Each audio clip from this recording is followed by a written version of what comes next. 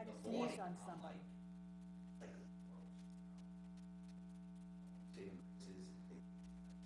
We're good. Okay. We're good. All right, so, are we ready? I get to... All right, good evening, everybody. We'll call this meeting to order with a short prayer and a salute to our flag. Almighty God, grant us the wisdom to make those decisions that are in the best interest of all of our residents. May the Heavenly Father of us all bless those who have given the ultimate sacrifice and service to our nation, and may He now watch over and protect our servicemen and women now guarding the gates of freedom. Salute to our flag. I pledge allegiance to the pledge flag allegiance to of the the flag United States of of the United America, States of To America, the republic for to which the it republic stands, for which it one stands, nation, under one God, one nation, under indivisible, God, with liberty and indivisible, justice with for liberty all. and justice for all. Thank you all very much. We'll move to our statement of publication now, Jessica. Take notice that this regular meeting of the mayor and council being held on this 13th day of April 2020 has been advertised and posted in accordance with Open Public Meetings Act, Chapter 231, Public Law 1975. Roll call, please. Councilpersons Delina, Here. Enriquez, Here. Mar, Here. McGill, Yeah. Novak, Here. Roberts. Here. And I'm just going to make sure we have our professionals on the phone. Our business administrator, Present. CFO, Here. engineer, Here. attorney. Here. Okay, everybody, thank you for that. We'll move into the approval of our prior minutes, but we'll wait until our clerk reads into the record our statement of new publication in reference to our today's telecommunication meeting. So Jessica, would you please read that into the minutes? Sure. To help keep the meeting as organized as possible, residents who wish to speak in one of the public portions are to press *9, which will notify us that a person from the public wishes to speak. At that time, you will be asked for your name and address and be limited to the 5-minute comment period. Thank you for that, Jessica. Now we will move on to the approval of prior minutes of the mayor and council. Council President Novak, please. I make a motion to approve the, approve the minutes as they're listed on the agenda. Second. Roll call, please. Councilpersons Novak, Yes. Delina, Yes. Enriquez, Yes. Mar, Yes. McGill, Yes. Roberts. Yes. With that, just before we go into our proclamation for the evening, I just wanted to say thank you to everybody. I want to say thank you to the council members, those that are here with me today, and those that are also on the phone, as well as our professionals, and to the public that I know is waiting in the waiting room, our virtual waiting room. For the last countless weeks now, I can't even go back, we've all been dealing with this new norm that we had as a result of COVID-19.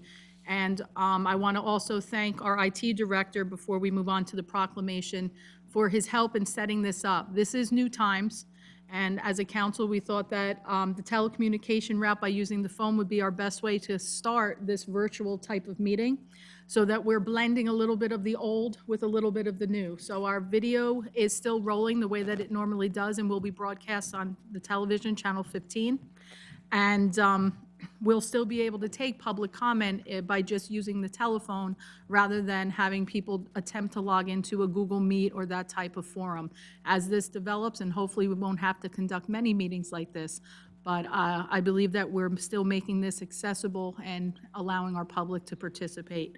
With that, I have before me today a proclamation that thanks the frontline workers that are right now battling this COVID-19 pandemic, both at home and in the field. And for a very long time, when we normally thought about our frontline workers, our first responders, we would think mostly about our EMS workers, fire, and police. But today, those frontline workers include everyday people that are your neighbors, that includes your nurses, that includes your doctors, that includes your medical assistants, and grocery store employees now that are considered essential personnel, and other people like our public works employees. So the proclamation I'm about to read, I will begin. Whereas in In December of 2019, a novel coronavirus outbreak began in Wuhan, China, and since then has touched almost every corner of the world and has shattered villages, towns, cities, and healthcare facilities.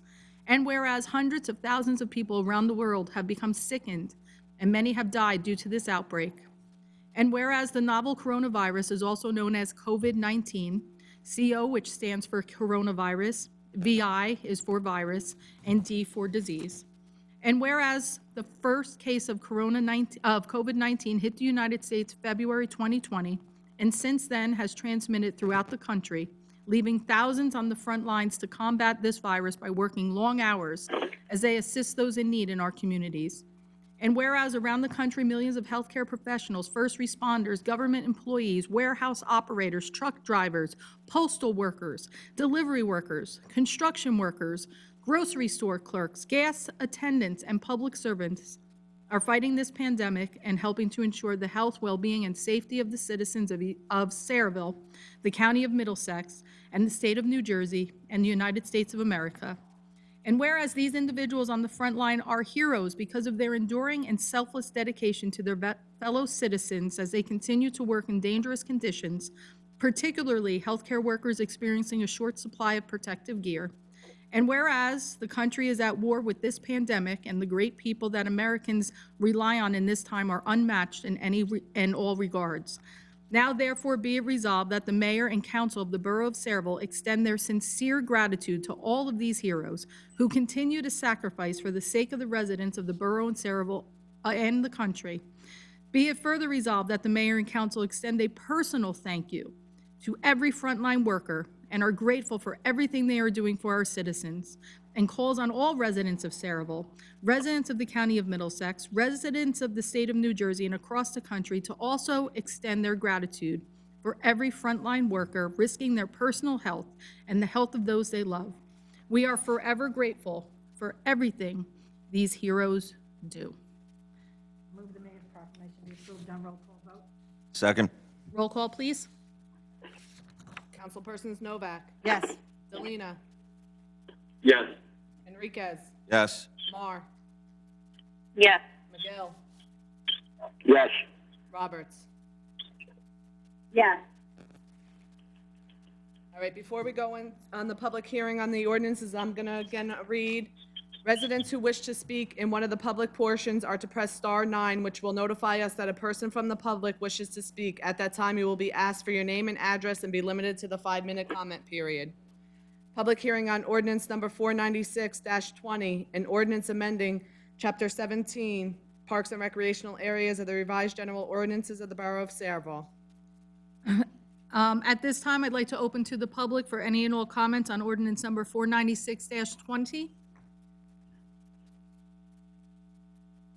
And at this point, if you are a member of the public and you are waiting in the waiting room and would like to speak, what you would do then is do the hand raise by pressing Star 9. star 9. I do not, there's no one in the waiting room? Oh. Okay, so seeing nobody entering into the waiting room in order to be heard, I will ask then for Recreation Committee Councilman Enriquez, please, to make a motion. Thank you, Mayor. I move the public hearing be closed, the ordinance adopted on second and final reading and advertised according to law. Second. Second. Councilpersons Enriquez, Yes. Delina, Yes. Mar, Yes. McGill, Yes. Novak, Yes. Roberts. Because I still have reservations, no. Public hearing on ordinance number 497-20, an ordinance amending Chapter 17, Parks and Recreational Areas of the Revised General Ordinances of the Borough of Sayreville. All right, at this time, I will once again open to the public for anybody that wishes to speak on ordinance number 497-20. If you would like to speak on this issue, please hit star 9 on your keypad, so that way we can acknowledge you and bring you into the public comment.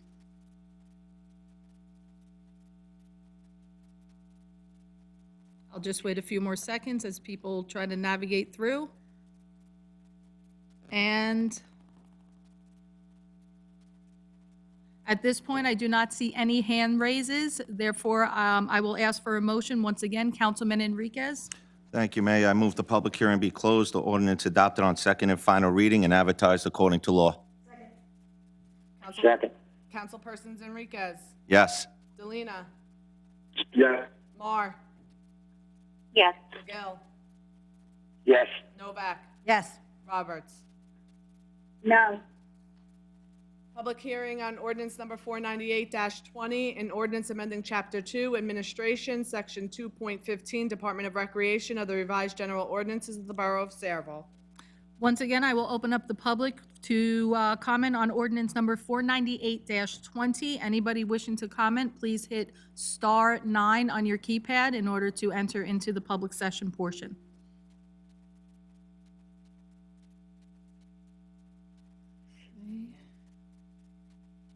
I do not see any hand raises from the public, so at this point, I will once again ask for Councilman Enriquez to make a motion, please. Thank you, Mayor. I move the public hearing be closed, the ordinance adopted on second and final reading and advertised according to law. Councilpersons Enriquez, Yes. Delina, Yes. Mar, Yes. McGill, Yes. Novak, Yes. Roberts. No. Public hearing on ordinance number 499-20, an ordinance amending Chapter 2, Administration to amend subsection 2-33, Recycling Commission, and to delete subsection 2-33.6, Green Team of the Revised General Ordinances of the Borough of Saraville. Once again, I will open to the public on ordinance number 499-20. If there is anybody in the public session that would like to participate, please hit star 9 in order to indicate your hand raised, and we will bring you into the public portion.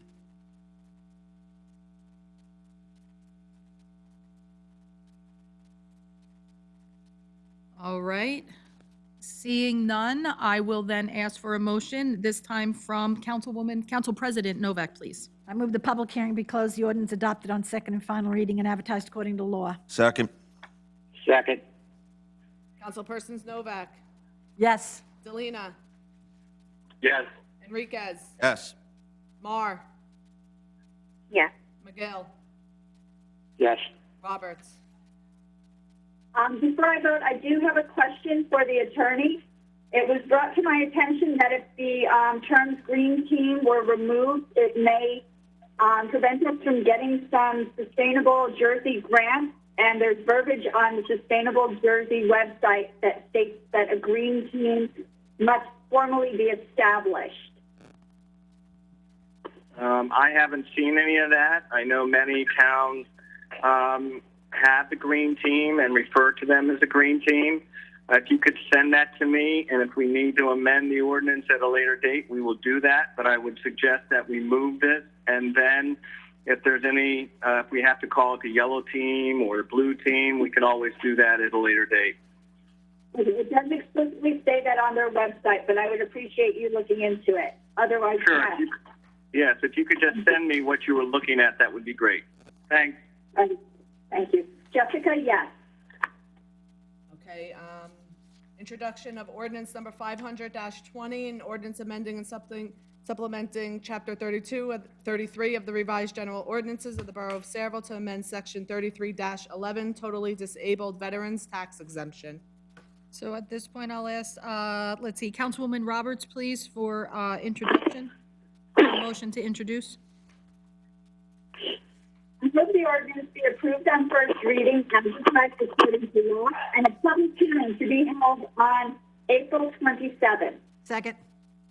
Roll call, please. Councilperson Roberts, Yes.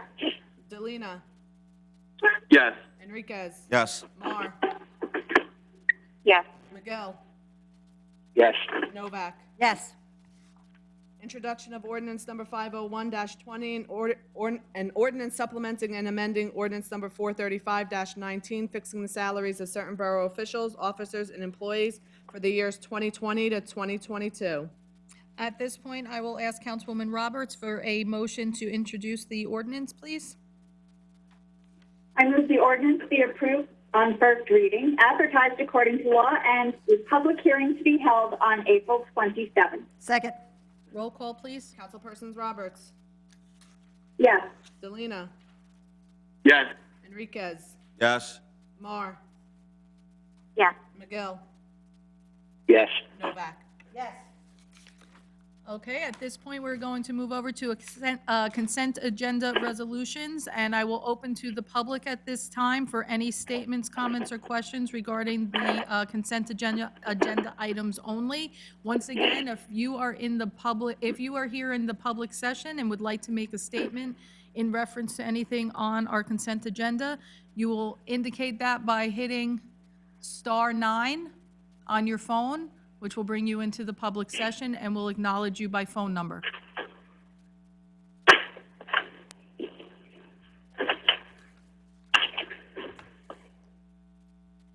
Okay. I do not see anybody from the public wishing to speak on consent agenda resolution, so at this point, I will ask for a motion. Motion to close the public portion. I have a question. Sure, of course. Can I have a second to close the public portion, please? Second. Roll call? Councilpersons Novak, Yes. Selena, Yes. Enriquez, Yes. Mar, Yes. McGill, Yes. Roberts. Is this a yes for the consent agenda approval or to close the public portion? Just to close the public portion, Donna. Yes, thank you. No problem. Okay, and comments then from the council, please, on I just have one question on resolution 2020-92. It's really of Denise, I guess. Denise, we had discussion that we cannot bond for anything until probably the fall, because we have to wait for the state to approve their budget before we can approve ours. How will this affect Correct. this? We're agreeing to do a bond. Do we know? Well, no, we're not. Timeframe? We're not actually agreeing to do a bond, Council President Novak. What we're actually agreeing to do is to apply for this grant. What would happen is if the grant was approved, which I don't know if it's going to happen this year, then probably more than likely next year, a bond ordinance would be put in place to secure the matching funds for the financing of this grant. Should the council and the mayor decide to move forward with accepting the grant if it is awarded. Okay. Thank you for that, Denise. For those in the public that does not have the resolutions in front of them, the resolution does say authorizing the Saraville Public Library to submit a grant application. So that way, what our CFO had stated, and to Council President's question, it is just for the grant application. Also, Mayor, in that resolution, it does state if they are awarded, that the borough will. Will will bond, Match the funds. right. Yeah, I just wanted to make sure that there's timeframe, but if it's not anticipated till next year, I move the consent agenda resolutions be approved on roll call vote. Is there a second? Second. Roll call, please. Councilpersons Novak, Yes. Selena, Yes. Enriquez, Yes. Mar, Yes. McGill, Yes. Roberts. Exclude 2020-89 and exclude 2020-92. You're voting no on those two? Correct. Okay. Second one is the library. The first one is the Wayland National Mayor's Challenge for Water Conservation.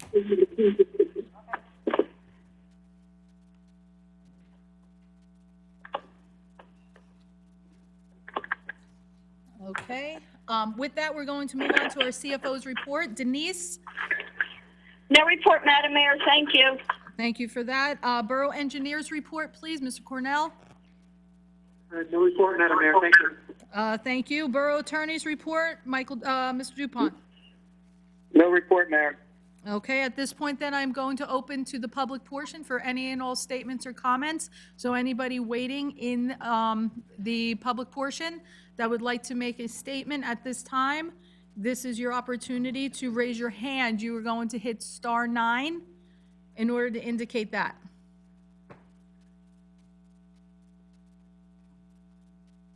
Oh, do I see one?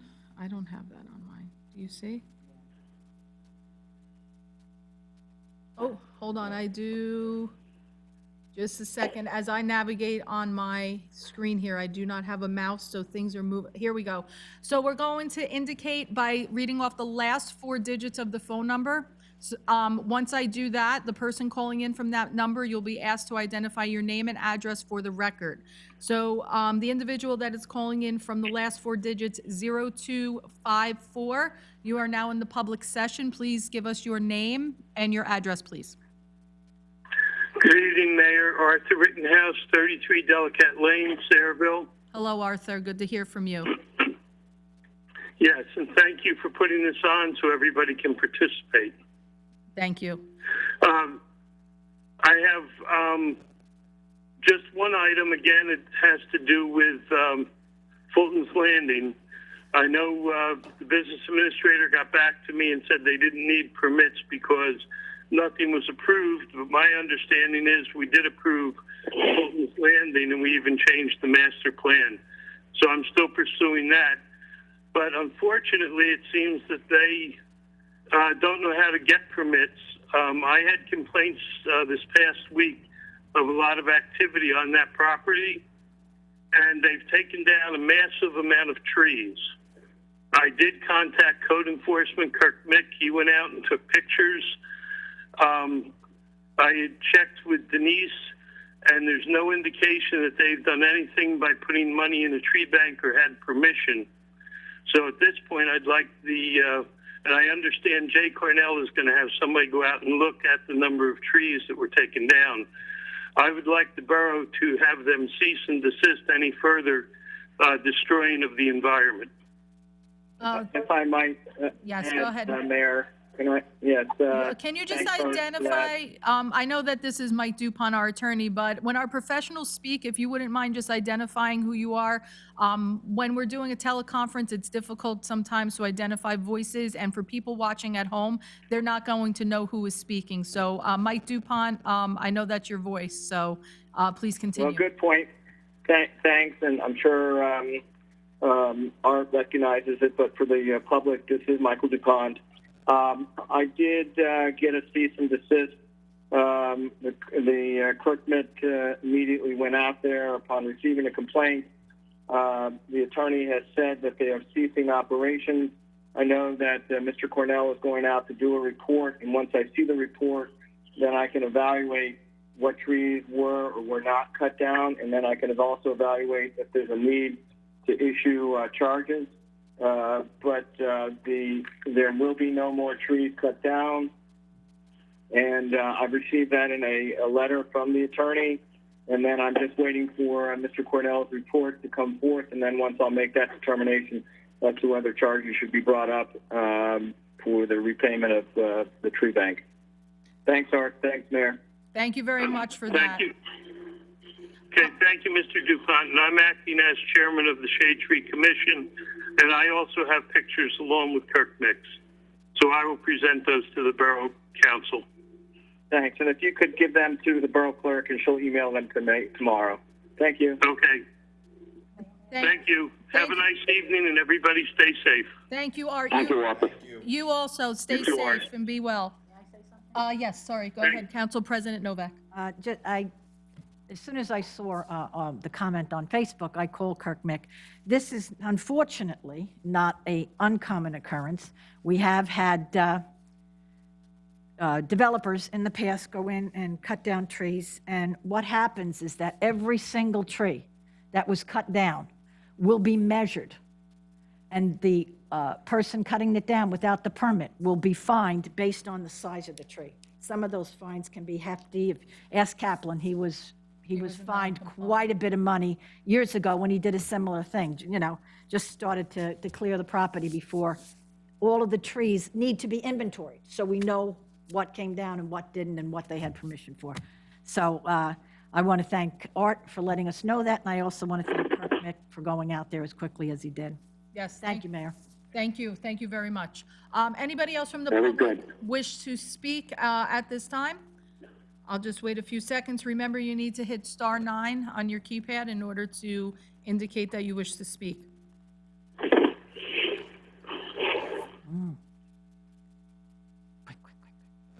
I do not see any in the queue. No.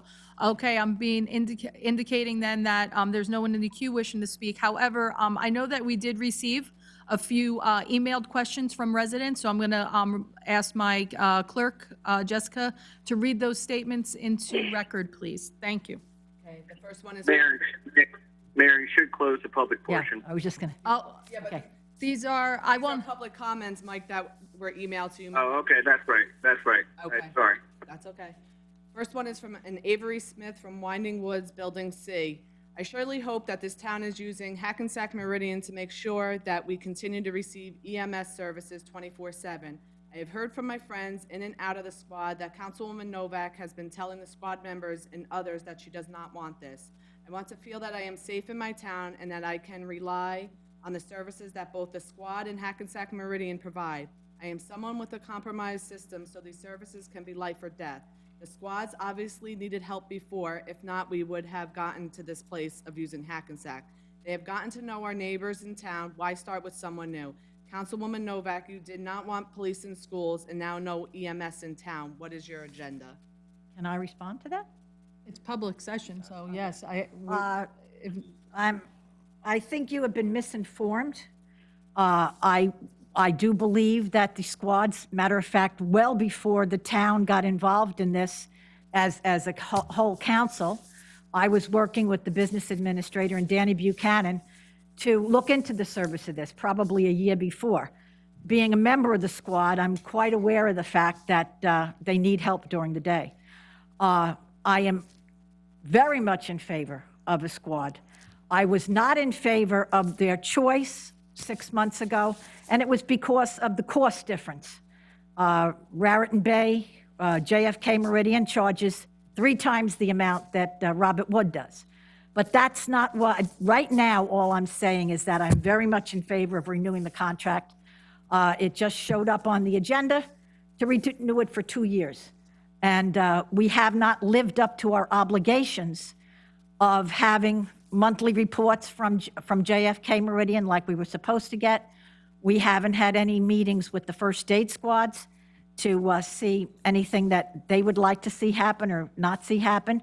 We have not met with the general public to find out, how this billing is working and is everybody, happy. I've actually only gotten one, problem with that. And to say that I didn't want police in the schools, I just thought that it would, the governor gave us the option of class 3s, which are retired police officers, and it would have saved the borough of Sayreville a tremendous amount of money while still having armed, trained police officers in the school.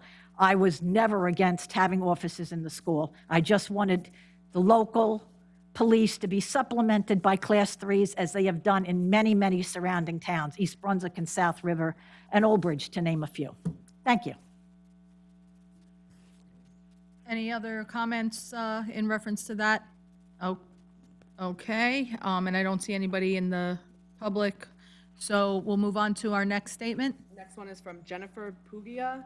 She's a resident of the Lemire community.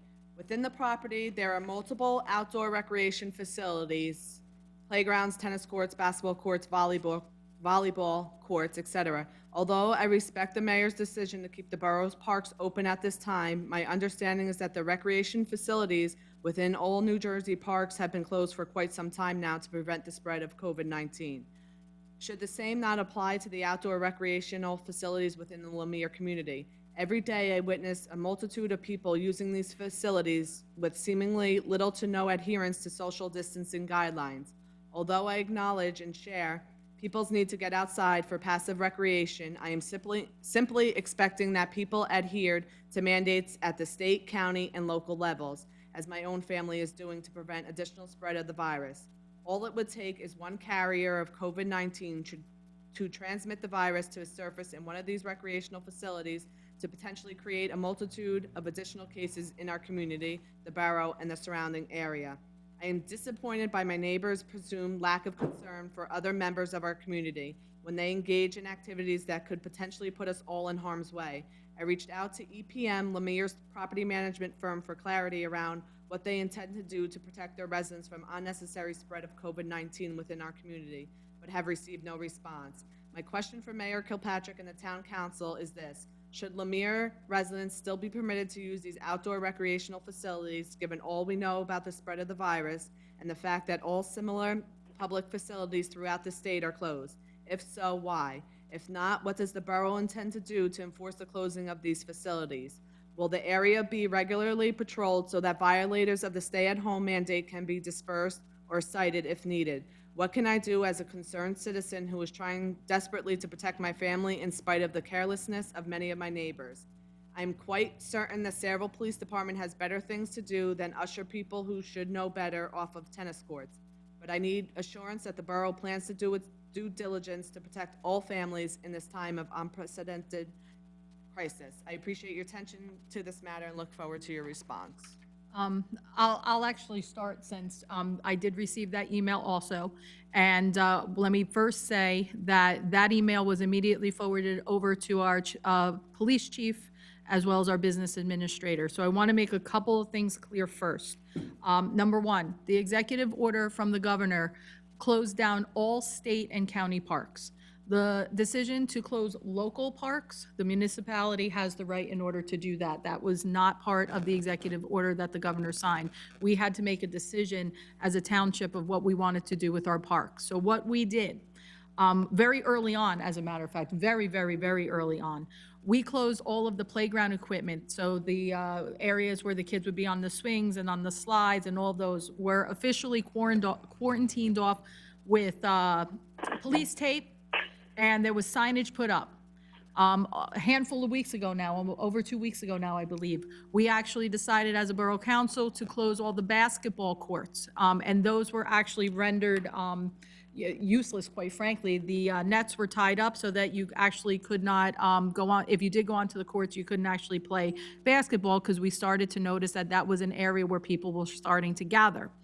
And in addition to that, the ones that could be sectioned off with police tape and signs were put up, letting people know that those areas were closed as well. We were extremely proactive with that. One of the things that we decided as a council was we did not want to close the actual green spaces, the actual walking areas and the parks themselves. Our tennis courts were actually closed off as well, too. I believe the chains were put on the tennis courts at Kennedy Park at the same time we sectioned off the basketball courts. So we were very proactive here as a municipality, and unless anything has changed and the council people on the phone can make comment, I still believe, like East Brunswick, that people need to have the ability to go out and to walk with family, keeping their 6-foot distancing and making sure that you have to wear masks when you're out in public and your other protective gear. In reference to Lemire and other privately owned communities, so our townhouse communities, I don't know what jurisdiction we have to actually go in and force them to close. I did not send that over to my attorney because I knew we were having the meeting, but I did send it over to the chief in order to give his opinion. What rights do we have to go in there and close them? If we close them here at the municipal level, my stance, and I'm sure the council would probably echo this, absolutely they should be closed down.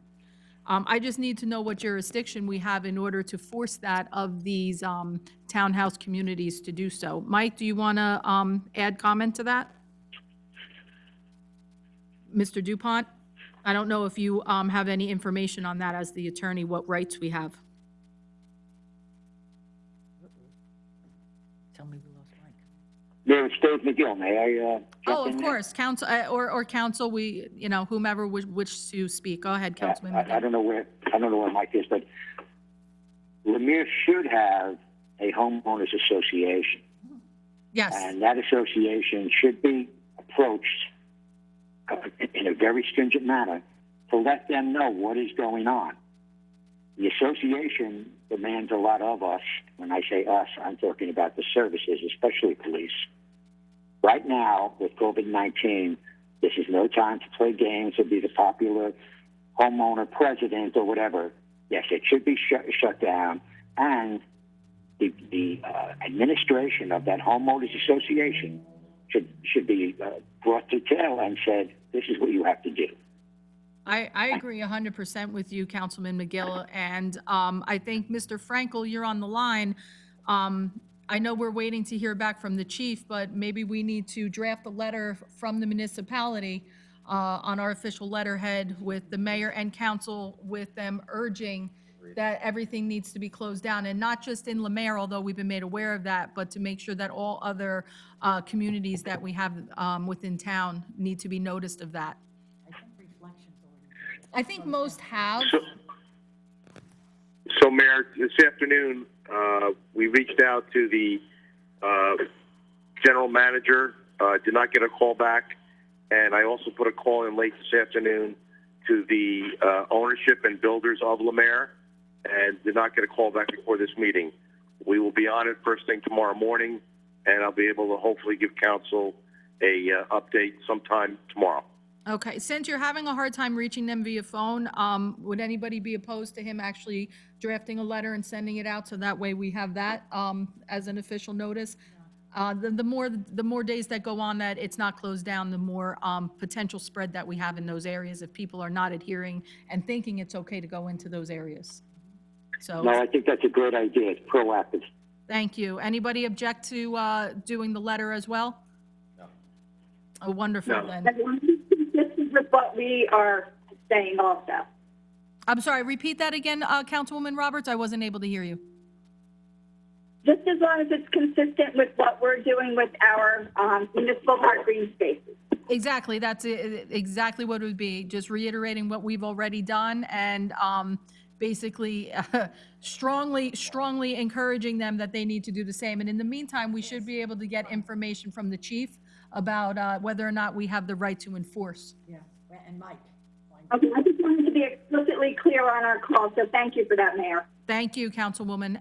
Anybody else from the call? Did Mike Dupont, if you're unable to respond for whatever reason, we'll ask that you look into that as well. Okay, moving on. Anybody else from the public at this point that would like to speak? You would need to hit *9 at this point to indicate that. If not, we're going to make a motion to close the public portion. I'm looking right now, and I don't see any indication of a hand raise. So I will ask for a motion then to close the public portion. So moved. Second. Roll call, please. Councilpersons Novak, Yes. Delina, Yes. Enriquez, Yes. Mar, Yes. Miguel, Yes. Roberts. Could I ask, can I have a copy of that email since it was never sent to me? I'd like to respond just in case the person is not listening tonight. Thank you. At this point then, we're going to move into our agenda session of our meeting. Oh, I'm sorry, do we have a motion Motion to to adjourn? Is there, I'm gonna ask for a roll call because really to do an all in favor at this point, we won't be able to hear. Can I have a roll call, please, for? Sure. Councilpersons Novak, Yes. Delina, Yes. Enriquez, Yes. Mar, Yes. Miguel, Yes. Roberts. Yes. Thank you all for that. At this moment, then, we're going to move right into our agenda session. I'll ask again for everybody to please rise as we have a salute to our flag. I pledge allegiance to the flag of the United States of America. United States of America, and to the republic which stands, one nation, under God, indivisible, with liberty and justice for all, born and unborn. Thank you all for that again. Jessica, statement of publication? Take notice that this agenda session meeting of the mayor and council being held on this 13th day of April 2020 has been advertised and posted in accordance with Open Public Meetings Act, Chapter 231, Public Law 1975. Roll call, please. Councilpersons Delina, Here. Enriquez, Here. Mar, Here. Miguel, Here. Novak, Here. Roberts, Here. the BA,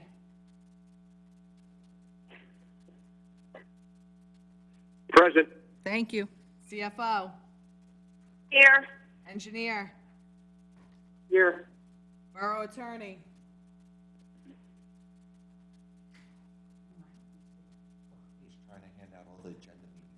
Yeah. So we haven't been able to hear Mike Dupont. What I'm going to ask is our IT team in the back, let's see if we can get Mike Dupont on the phone. If he doesn't realize he might still be on mute or something else, but let's see if we can get him on the line again. Anyone else, Jess?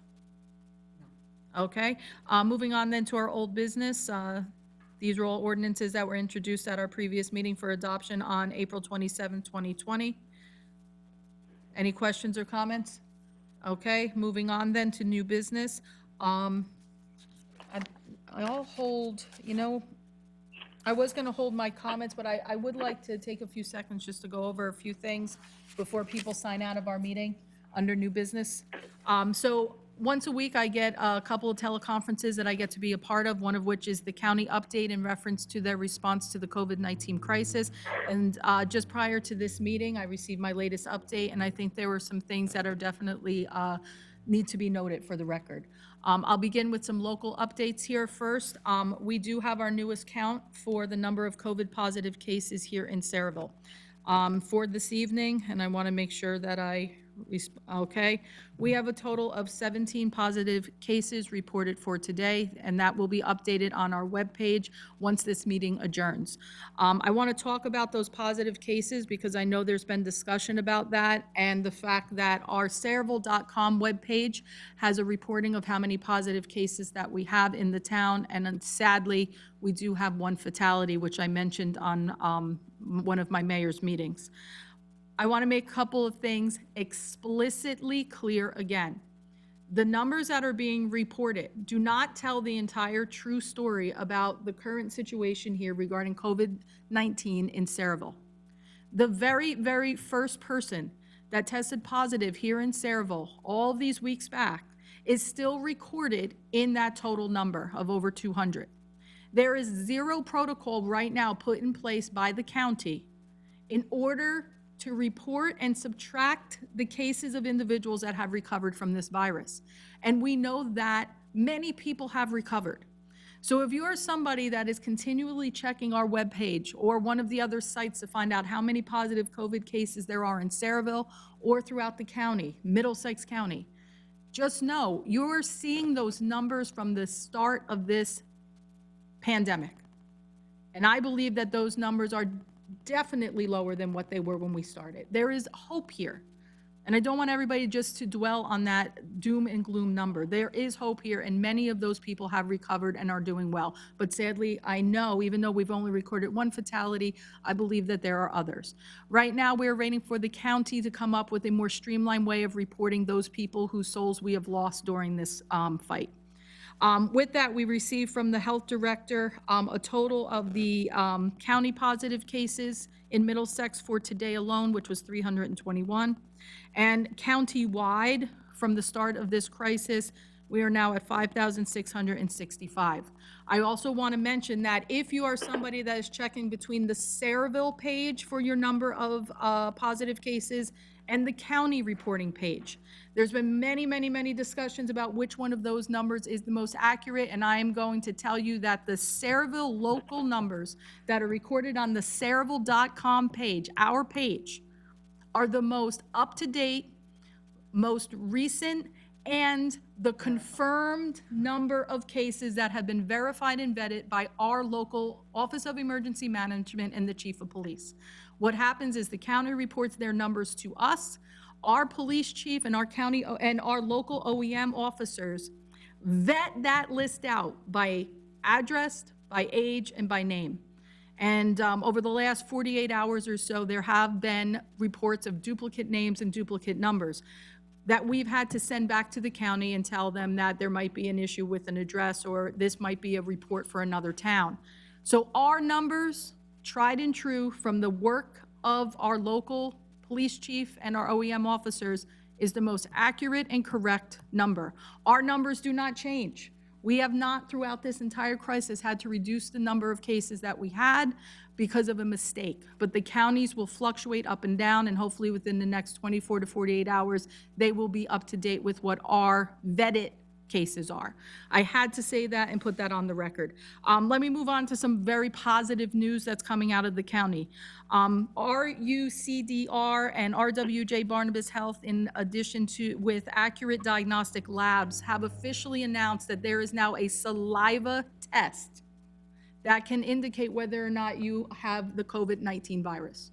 This is now a much easier, a much simpler, and this saliva test comes back with a result within 24 to 48 hours. This is groundbreaking and is going to help us tremendously as we continue to fight this virus to identify how many people really truly have this. And we know in order to combat this, we need to know how many people are actually infected with this virus. They are going to start using this saliva test on Wednesday of this week at the Edison testing site, and that is the Kilmer Motor Vehicle Center.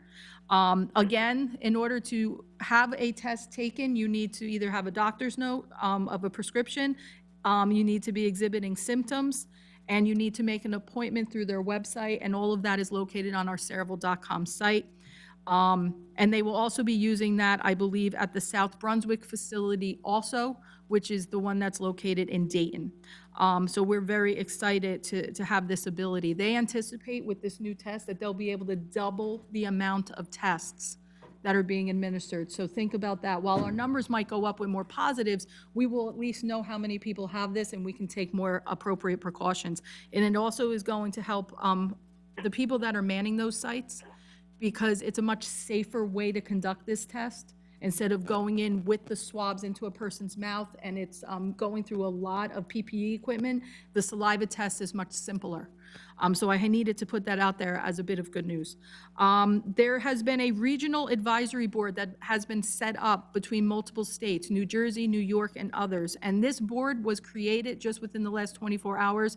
So that way, as we continue to move through and flatten this curve, this is strictly in order to discuss how we will eventually be able to start opening up our states and our counties again as we move through this pandemic. So that is really good news.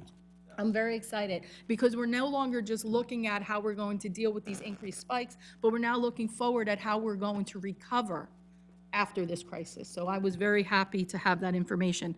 In addition, the governor was able to obtain masks, additional PPE equipment from overseas, including Taiwan, and most recently, the governor, in working with the federal government, has been able to secure 200 more ventilators for our state, which is huge. We know we're not over this yet, so the use of ventilators and the need for them is very important.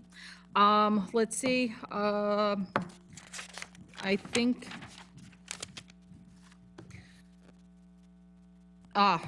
executive order. We have a new executive order that has just come out. I don't know if you've been following the executive orders. We post them on our Cerevel.com page, and there's a lot of resources out there for you to see them. The latest executive order, which we just got information on today, a few hours ago, is Executive Order number 126. And this executive order prohibits cable telecommunication providers from terminating internet service and voice services for lack of payment. So they cannot cut off those services to you. And listen, we're all working from home right now. For many, many people, their jobs now and their paychecks are dependent upon making sure that they have a telephone, that they have cable service, and that they're able to operate through internet services. This bill restricts them from being able to cut off your services at this time, and I thought it was worth mentioning here. So very important. With that, that is the most up-to-date new business that I had within the past couple of hours, and I'll continue to bring you as much information as I can through the mayor meetings. A lot of information comes out very, very quickly. It's difficult to manage. I hope everybody is monitoring our Cerevel.com pages, our Facebook and our Twitter accounts. With that, and thank you, Council, for allowing me that time. Communication and committee reports. We're going to start with Councilwoman Roberts on administration and finance, please. Thank you, Mayor. Thank you. There are no minutes of departmental reports. There are applications received for bingo raffle licenses from Southwood School PTA and St. Stanislaus Roman Catholic Church. There's an application which I move to approve or deny. All in favor? We're all okay? I'm in favor.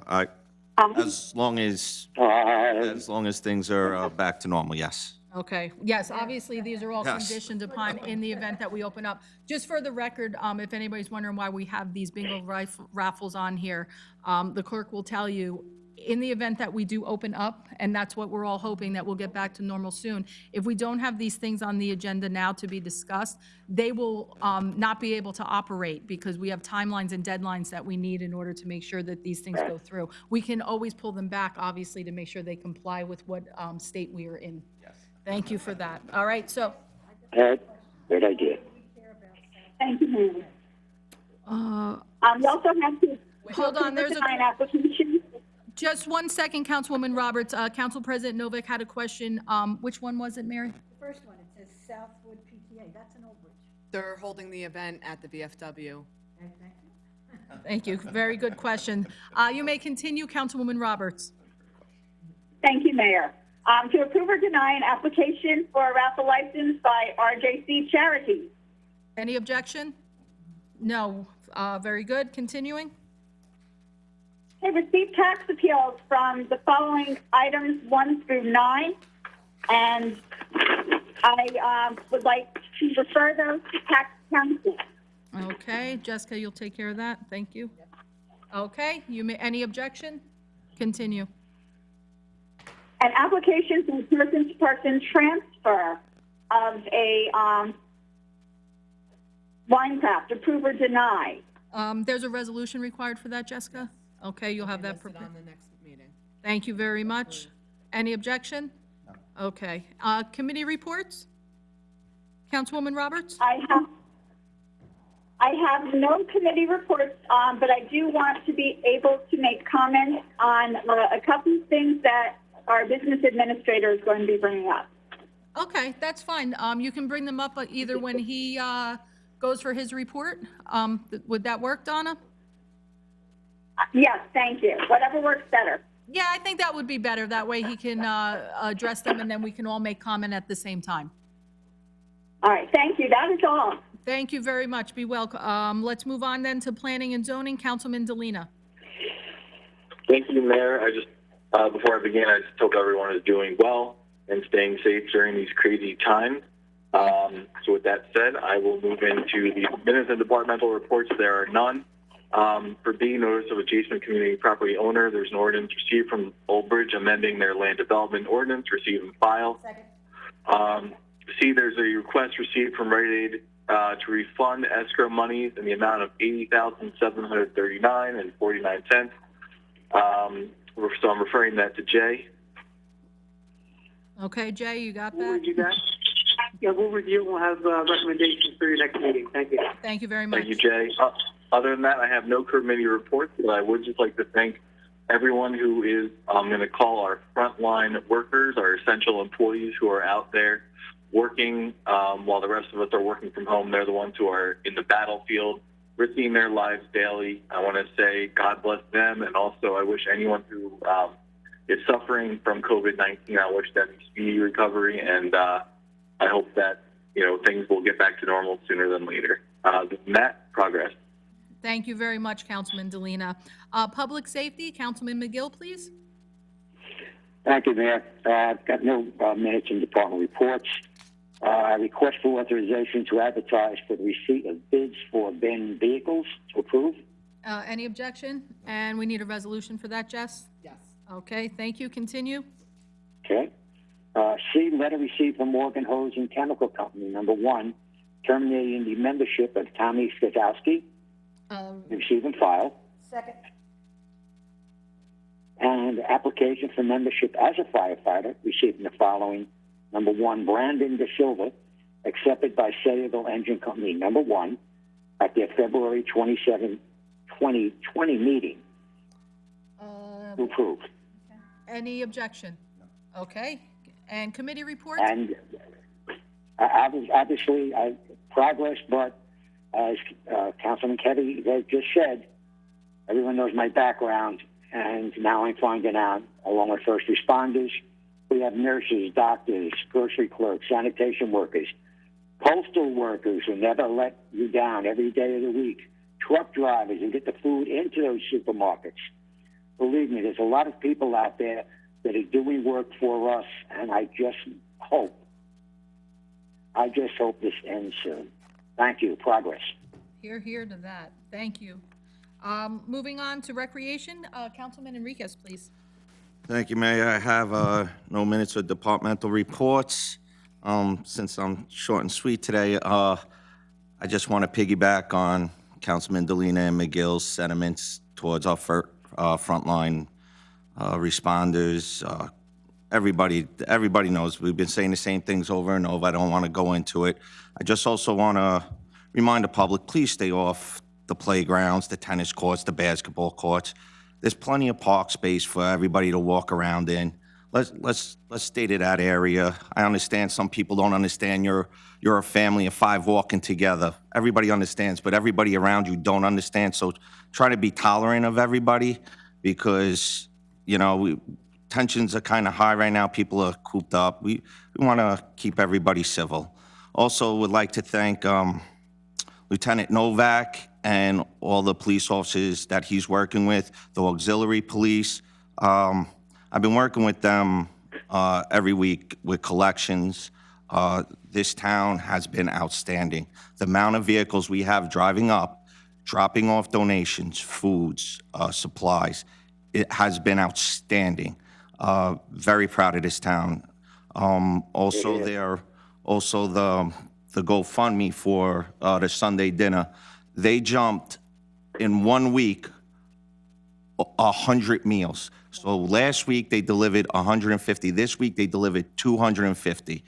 That is a great, I don't even know how to put this right, but I just want to say I'm overwhelmed, sentimentally overwhelmed with the charity of this town. I mean, the amount of money that's been donated to give seniors, families in need, the opportunity to have a good meal when they can't really afford everything at this time is amazing.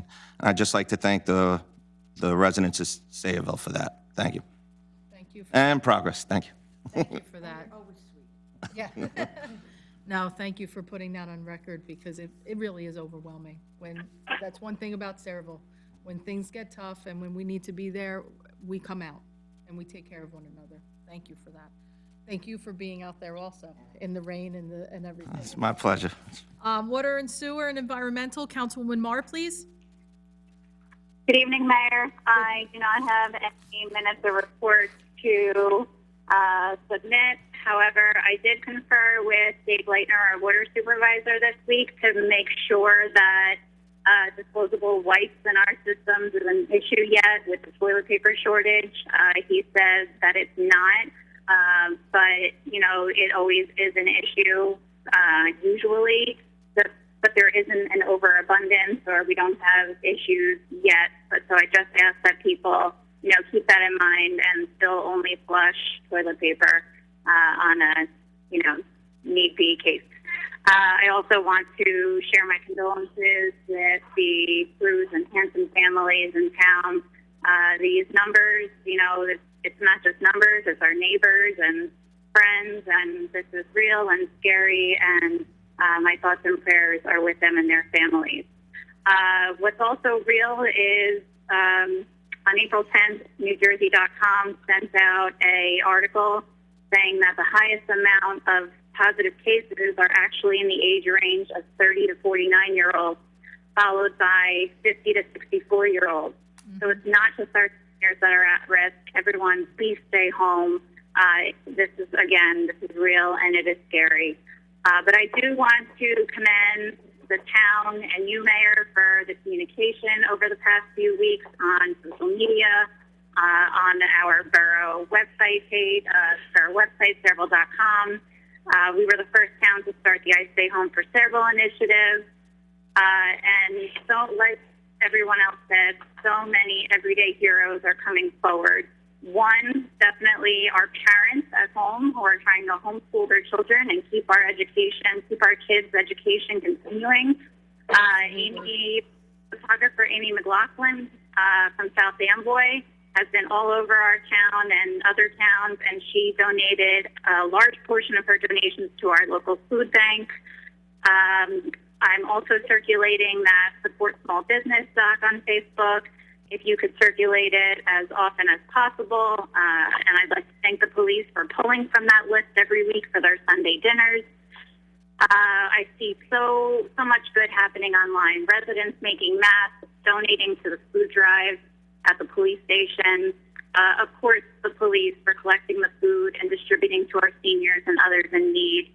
And I've seen some good things from our Boy Scouts as well. So I just want to thank everyone for stepping up when we need you the most. Thank you. That's all. Thank you for that, Councilwoman Marr, and you hit every single item I think we could possibly have left off.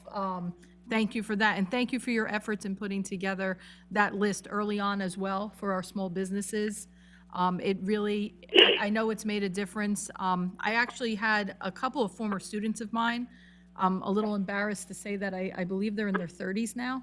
So I used to think that I could say that and they would only be a few years out, but that's not the case. They have come up with an idea that I would like to run past you first, because you started that small business campaign. I'll give you some of their ideas because they want to find a way to kind of help those small businesses more. And maybe we can do a little bit of an advertising campaign for those that not just are open now, but for those that are closed, that when they do open, they're going to need our help. So thank you for that, and I appreciated it, and I wanted to tell you about it. So before I forgot, we'll talk offline about that idea that the kids had come up with, well, the adults now have come up with. With that, Council President Novak, please, Public Works. I move the minutes as listed on the agenda under A1 be received and filed. Is there a second? Second. Thank you. Under my report, I would just really like to commend Public Works for everything that they're trying to do. They're trying to keep up with a lot of the normal activities with a much reduced workforce, because they're having more work to do because if one gets sick, it'll spread. So they're working as hard as they can. They're keeping up. There was an entire list put on Facebook by myself and Councilman Roberts on all of the things that we are continuing to do, because hope springs eternal, and we will be getting out of this soon. So, not the least of which is the lawn is nicely redone in front of Borough Hall, so when we have our Memorial Day parade, everything will be up to par. They've actually even gotten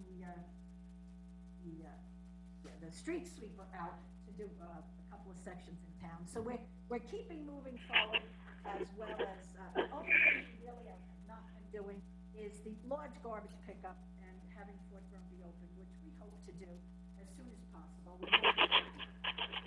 This will not go on forever, and we will return to life, and we'll all be doing our normal things, and we will hope that everybody in town gets to enjoy everything again.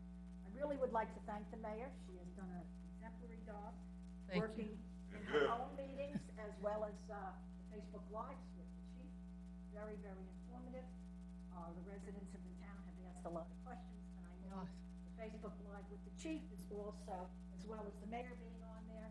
Just this past week, he had clergy people on there, which was very nice. He even had a prosecutor on there to discuss, although our call limit has been reported as being much down, what we have seen a rise in is domestic violence, which, unfortunately, you stick everybody in a house for so long. It should never happen, and the prosecutors were telling, It's true. I don't want to say women because that would make it sexist, whoever is being abused, what they can do. So we really have been staying on top of everything. I want to thank the police department. It might have been their idea, our cops division, bureau, but the amount of outpouring from the town, and it's kind of like you ask for some people to donate and everybody, and they continue to donate, which is the greatest thing. They didn't just donate once, they continue to donate. So just so you know, if there's money left in there when this is all over and again, hopefully sooner rather than later, they will be using any money that was left in there to replenish the food banks, because a lot of the food banks have been donating what's being dropped off with them to us. Also, what's really cool is a lot of people are also giving money, not just for the hot meals, but so that the police can actually go to shopping centers and pick up some items that somebody really needs that it's not being delivered, which is a great idea. Got my New York. If I tried to say thank you to everybody, I know I'm gonna miss somebody, and I don't wanna hurt anybody's feelings. Also, the restaurant, I'm sorry, these restaurants, it's not just helping the seniors that might not be able to get out or enjoy a hot meal as opposed to, boxed macaroni and cheese or whatever. The restaurants are still giving away 2 straight for the meals. I mean, here we're out there trying to help them, and they're still trying to give back, and they're the ones that are suffering a lot. So I can't say thank you enough to all of these people. And other than that, Mayor, I'll rest. Thank you for that. One other thing. Of course. I'm sorry. People might have noticed I was playing with my phone. While I was sitting here, an extended family member, I was just told, was positive for coronavirus, and several of their immediate family members are sick. It took her almost 2 weeks to get, that's why I'm very happy about this new thing, to find out that she is in fact positive. And just hope it doesn't spread any further. Thank you. Please stay home. Thank you. I'm glad you, first of all, my best wishes to them that they get well and they get better quickly. And under my remarks, I know I gave quite a lengthy update earlier on, but I wanted to make sure the information from the county did get out. And I'm glad you mentioned that. The testing that was currently going on, the more common testing with the swabs, they do take a long time, 7 to 10 days sometimes. For some people, depending on when they exhibited symptoms, they could find out that they're positive and already be recovering or exhibiting those symptoms and getting better. But spread it to a lot of people. And that's why it was so important. And the federal government and the state governments had really tasked, from colleges and universities and medical students and any place that could really do a lot of research quickly on how to get a faster test with faster results on the table sooner, so we can start looking at either a cure or a vaccine, or at the very least identifying people early within a 24, 48-hour time period was so important. And I think that what Councilwoman Marr had mentioned too, when this originally started, we were told about the at-risk community being our senior community, and those that are getting this virus the most were those with compromised immune systems or some type of underlying medical condition. But what we're starting to see now is exactly what Councilwoman Marr has said, and we're seeing it here within Saraville. The at-risk group is, yes, still the at-risk group, but we're seeing a large amount of positive cases coming into these younger age groups. And there's a bunch of different reasons why, I'm sure. The increased amount of testing available, but also the idea that we're invincible at that age. Or for the people in their 20s and 30s, and now I can say myself 40s, we're taking care of our parents, and we're taking care of those people that can't go out. And as a result, we're exposing ourselves more and more to the potential for this virus. Staying home is really the safest way and the easiest way to stop the spread.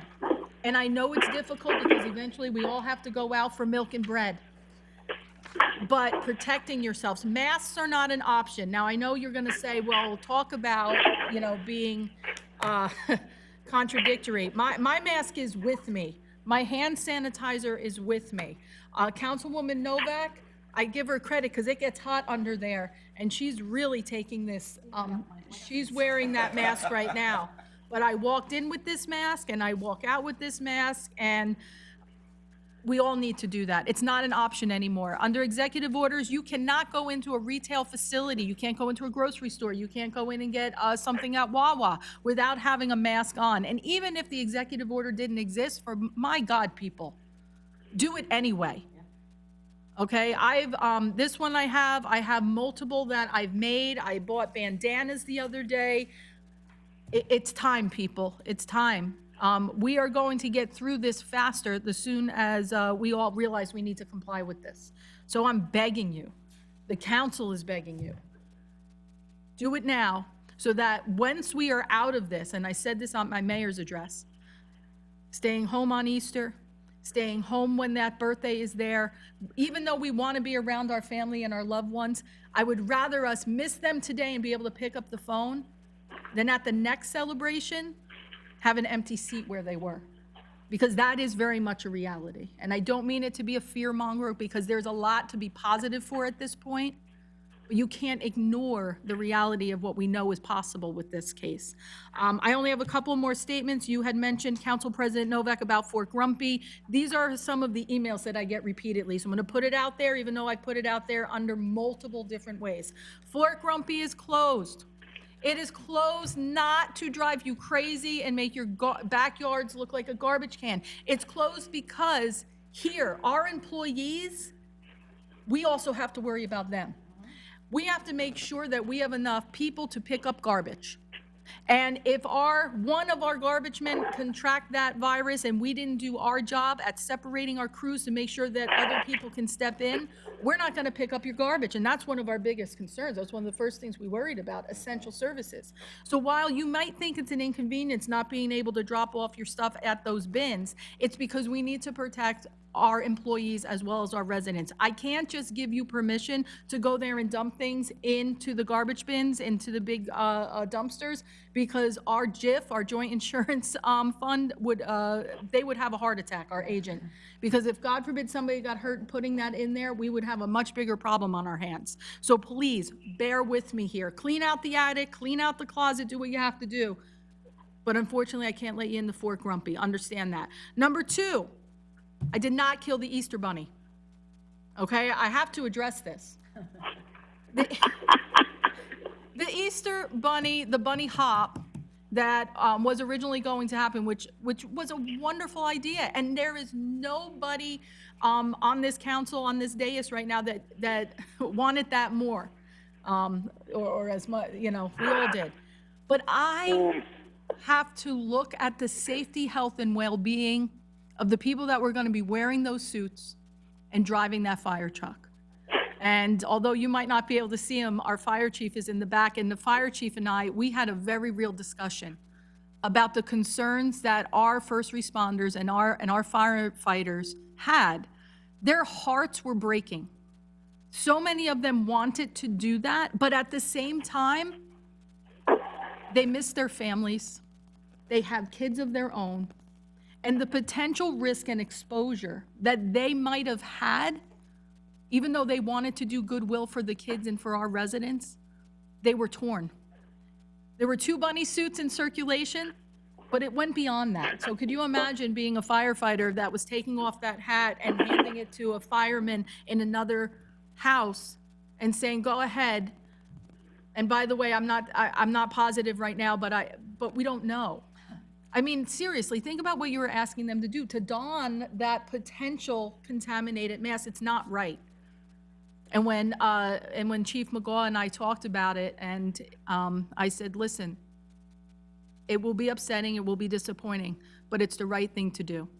We wanted to lead by example. Number one, at the time, the governor had signed the executive order saying that you should only be out for essential travel. And putting our fire trucks out there for a non-essential travel at that point seemed contradictory, and I heard that and I agreed with that. And then I also had to look about the health and safety of our firemen, because let's face it, we are a volunteer fire town, just like we're a volunteer EMS town. And I want to make sure that if an alarm goes out and we need those guys to respond, that I don't have to have the chief call me up and say, Vic, unfortunately, we have too many people that are down and we have to go out for neighboring support. And I didn't want to make those guys have to make that decision. So collectively, we made that decision together. And Fire Chief, I thank you for having the relationship together that we do. So I know we did the right thing, and I know you did. And to our firefighters, thank you, because I know that was a hard decision, but I'm glad that many of you were able to be with your families on that day too. And we are going to celebrate, not just Easter, not just Passover. We're going to celebrate when this is over, like we've never celebrated before. ShopRite, my other favorite topic. They're scared when I call now because I have called them relentlessly, and yes, they can be stubborn, and I'm not gonna make it pretty here. I've been on the phone sometimes till 11, 12 o'clock at night with Mr. Palma, who is the Director of Public Relations and Government Affairs. She knows how I feel. I have sent her pictures. I have done screenshots of the pages on Facebook denouncing and destroying our Cerebral ShopRite and voicing our concerns and frustration. They know it. But as the chief and I have said, there's only so much control that we have. I can't physically go in there with the police department and tell them to shut it down. Executive orders put in by the governor have now forced grocery stores to limit the amount of people that are going inside the stores in the event that they're not complying. Now we have some teeth to go in there and enforce that. They have been required now to make sure that every person entering their stores have to have masks. All of their employees need to be wearing masks. They have to have shields up, and they need to practice social distancing, and the grounds need to be marked off to encourage that. If it's not happening, now we know, and they will be dealt with. I wish they would have done it on their own. I wish it would have been faster, but unfortunately it was not. They also have to reserve a certain hour of time for our senior citizens and those most vulnerable and compromised, and that needs to be done as well. I've talked about gloves and masks, and we called specifically the owner of the complex, and I was personally there at ShopRite for my last run. I try not to go out very much, and I have to say, that parking lot at that time looked cleaner than some of the other areas that I went to. All I can say is, people, stop. Enough. I was so furious at one of my other mayor addresses. I can't tell you enough. Clean up after yourself. If you're going to wear a mask, if you're going to wear a glove, you're not preventing the spread by throwing them on the ground. So don't make me have to go back into that rant again, because I was very angry. And I want to make sure that I thank the residents, because the large majority of you are complying with these orders. And I'm proud of that. I'm happy every time I look out on the road or have to go someplace that our roads are empty. I'm happy to see that. I'm happy to see that people are walking, but they are walking, for the most part, separated and adhering to social distancing. The residents that are volunteering to donate money and food, you have no idea how much of an impact you are making, not only to our seniors, but other people in need. I see it all the time. I get a lot of the emails of the thank you for doing it, and I tell them it's not me. The accolades really needs to go over to our community policing, our police department, and our auxiliary police, because they really took this and ran with it. Our small businesses and our large businesses, and I can't name them all, not now, but you know who you are. We are going to be here for you. We are going to make sure that when this is all over, that Saraville comes back stronger than what it was. If you need assistance and you need help, do not hesitate to pick up the phone and call our office, call right here to Borough Hall, or send any of the council or myself an email. I know I field probably about 30 to 40 emails, you know, sometimes each day, sometimes every other day. We're here for you. We're here for each other. So with that, I will close and I will ask for the business administrator's report. Can I ask Mayor just one thing? Really, I guess I gotta ask Jessica. I still have these. Can we ever make all of these appointments the same? I believe we did, yes, at the last meeting. I've got so much. I ran through them. There were a lot. With that, Mr. Frankel, are you still there? Thank you, Mayor. Okay. Authorization to convert the borough snow removal reserves into storm recovery reserves to be used for any purpose necessary to protect the safety, security, health, and welfare of our citizens from danger caused by the emergency declared by the governor or the president of the United States. Any issue? No. Okay, moving on. I'd like to have a discussion considering that we need to, I believe, reach our citizens, which we've been doing a pretty good job of hiring a part-time communications manager. In your packet were some of the some of the issues that I think the communications manager should have. I would like to try this out, sort of like the way we tried out as the grant writer. I'd like to do it for maybe between now for the next 6 or 7 months towards the end of the year. I'd like this person to be able to be a qualified writer, to be able to be very well versed in social media to get information out to our residents, of course, with the approval of myself and council. We do not have the staff to do this. I don't want to hire someone on a full-time basis. I even don't want to hire someone on a part-time basis. I would like to do it as a per diem, a 6-month try as a consultant. And I would say to do that with probably spending no more than $2,000 a month. And I would just try it as an experiment by the end of the year. There are a lot of towns that are our size. Some of them have them, some of them don't. Towns that are larger than ours, they do have them. They actually have them as full-time employees. So I'm looking for a discussion about this and to see if anybody has any issues if we try to hire a part-time communications manager for no more than $2,000 a month. Can I ask a question on this, though? Well, first of all, let me tell you, within the past 2 months, I have never dealt with so much need for communication and outreach to the public. I know myself, the executive orders and everything that comes out, my emails, and Nicole will tell you, my emails are flooded. It's very difficult to stay on top of this. My question is this, Mr. Frankel, because I really see this as a need to reach the public in reference to this pandemic especially. We didn't have this position before, and I believe that this is really the paramount reason why we need it now. Will we be able to put this, and maybe we'll have to ask Denise, towards monies that we can recoup, being that we have made this through FEMA and through those declarations, that we really need this as a result of the response to the COVID-19. We wouldn't be doing our jobs if we're not getting information out to our residents, and honestly, it is very difficult to do this job without having somebody do it. Nicole does an amazing job, but I have to say, I call her at 11 o'clock at night sometimes in order to push information out. Our IT man, Mr. Tom Bracken, I don't know how he's standing, because we're running him ragged. But I'll wait to hear what the council thinks. Oh, if you don't mind me speaking. Of course. Not only is this necessary, I can remember when we first hired Tom Bracken. We were, like behind, like last century, I think, in IT. And we promised him when he took this job that we would start to give him people to actually work under him and help him out on this. And I would even consider this is our push to do it, but we might look for somebody that would like to eventually work full-time and work under Mr. Bracken doing, when we don't have as much communication as we have now, that there are certainly things that they could do for Mr. Bracken and put them in that department, but it's just my personal opinion. Yeah. Let's hope they don't run out. That's a very good idea. That's a very good idea, Councilwoman. Very good idea. I have a comment on this. I think this is definitely a need. My concern is now your hiring process, by the time we actually get someone in here to do this, where are we standing?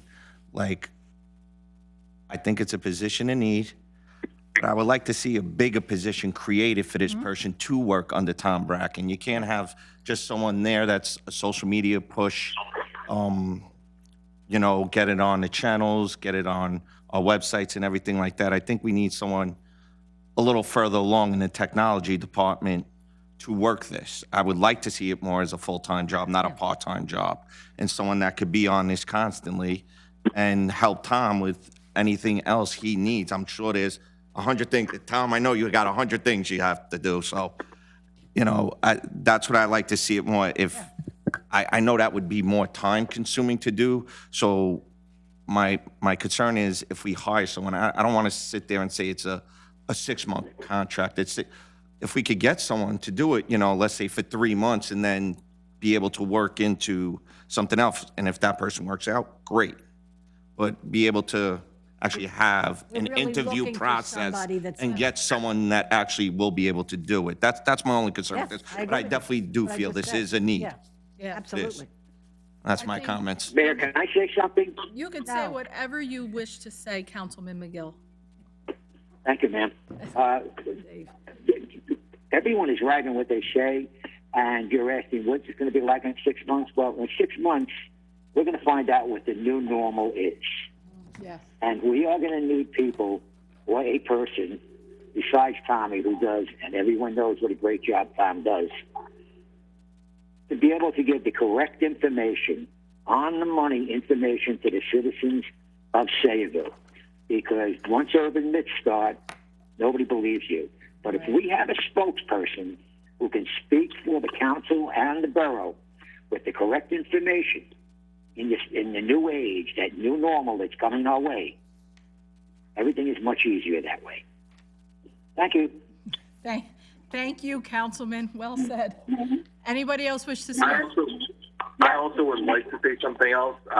You know, I work at Middlesex County College, and we created a new media and marketing manager position.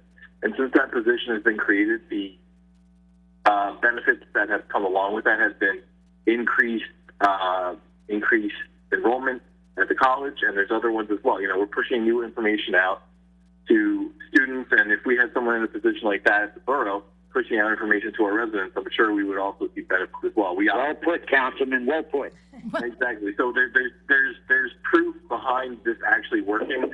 I know, growing up in Woodbridge, I know they've always had a communications officer, and I know that they, again, there's benefits for it as well.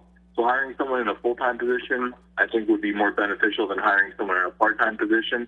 And I think instead of having them, directly report to IT, they kind of directly report to the business administrator or even to the mayor and council directly.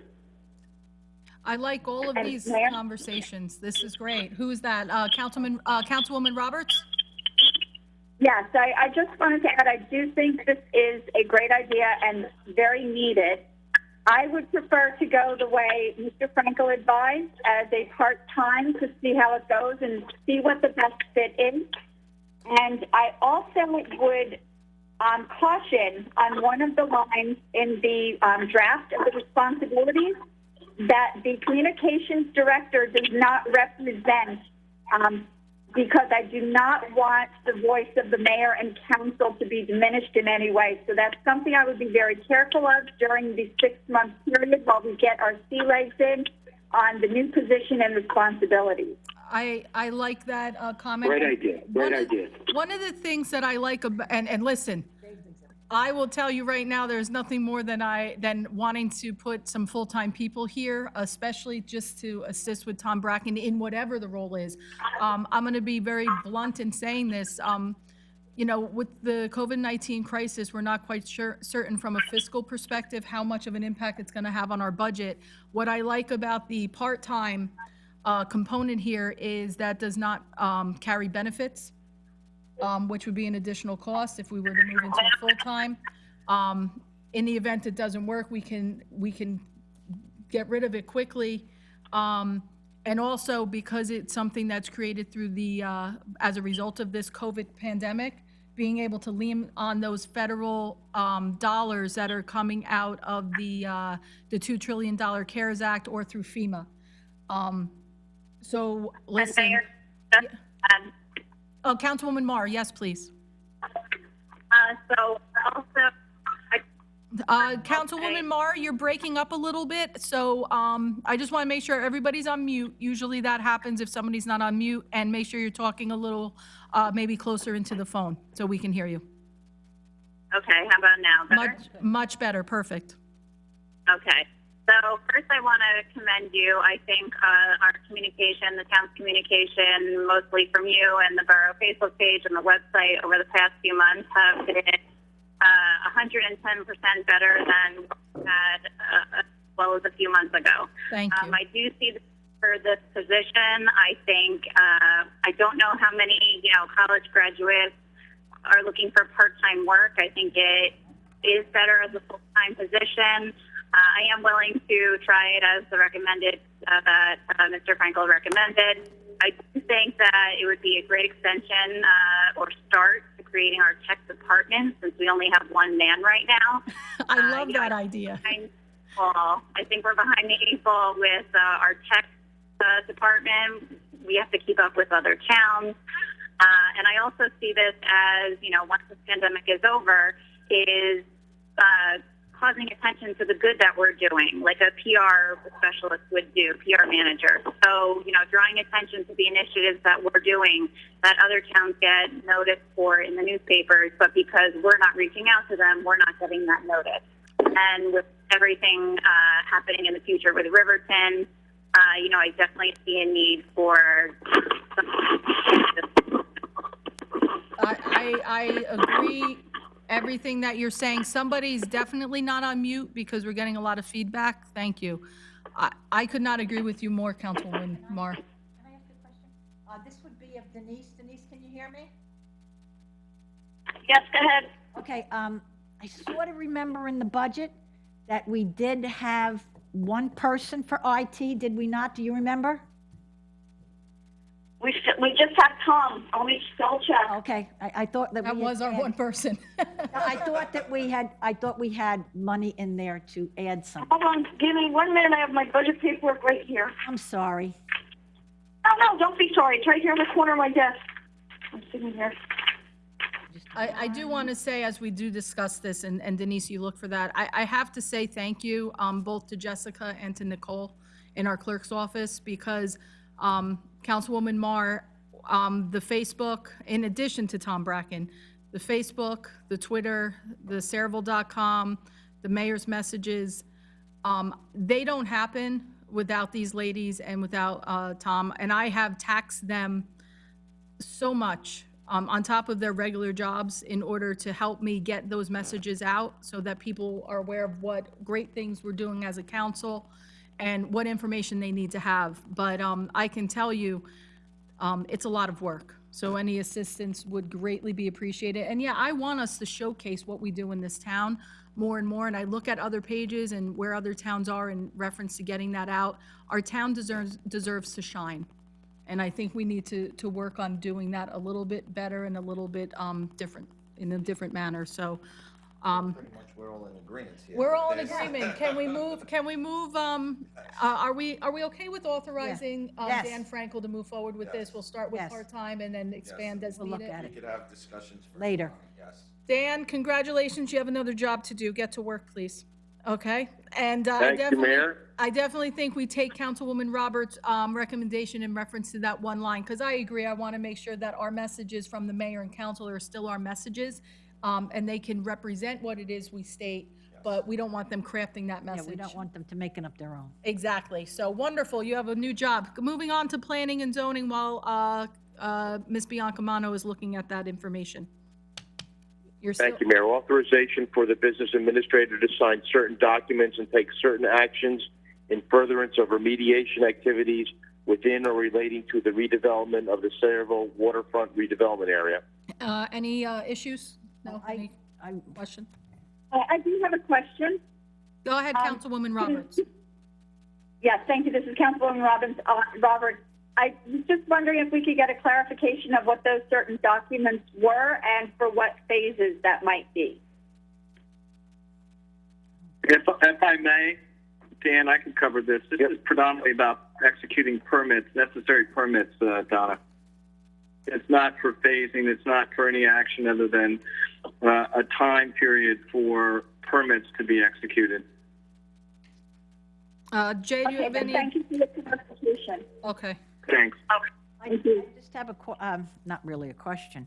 I just like to, know exactly what is being signed, because unfortunately, we had a problem before where the mayor was signing things that the council knew nothing about. So, Yeah, actually, Jess is pulling that document out, and and that was our attorney, Michael Dupont, stating that really, did you want to just restate again? It was for permits, and it had run through, I believe, Kirk Mick's office as well, and through the redevelopment agency. It was timelines, I think, was it not, on the? Yeah, this is Michael Dupont, and it was timelines. It was basically just for permits, but any document that is signed, it can certainly be dispersed, and they should be dispersed to the council for observation. I mean, we can't Yeah. wait for a council meeting, particularly when we're having the problems we're having right now under this new normal. Yes. But I just like to, just be advised of exactly what it is. Thank you. Agreed. Thank No you. problem. Thank you very much. Moving on to public safety, Mr. Frankel, it's still you. So, Mayor, I would like a clarification on that, please. If we have approval, what is the council asking me to do once I sign the document? Do you want to see? I think it's Michael Dupont again. I think it's just providing the document to the mayor and council so that they can know that what you signed. You know, if we just got, well, I signed a permit for this, I signed a permit for that, I don't really need to see the whole document. We're killing a tree every 2 weeks anyway, so. He doesn't have to send me documents, but if he could just let us be aware of exactly what's being signed. So that way, if somebody asks us, well, what is he signing for? We can say, okay, well, it was a permit to do this. It already was through Kirk Mick or whoever in his department. Just so we're aware of exactly what's being signed. I understand the necessity of having somebody here that can do that because we don't meet that often to start with, and we're meeting even less now because of, all of the problems. And poor Dan isn't even in the room with us here. We just looking at that little box to see all the people hiding in there. So I realize that we do need this. I just would like to have some information on exactly what is being signed. Like if he signs 12 permits one day, he could just let us know what they are. That's all. Mr. Frankel, I'd just like to confirm for me, these are already permits that have been approved and went through all proper channels, right? Correct. Thank you. Yeah. Mayor, has there been any update on obtaining the iPads that you mentioned in January to save trees? Oh, that's a wonderful question because I agree. Right now I have a laptop in front of me, well, Chromebook actually, and this. I don't know how much further down the road we got with that. Mr. Frankel was looking into it, I believe, along with the Derailed. clerk. And then COVID-19 happened.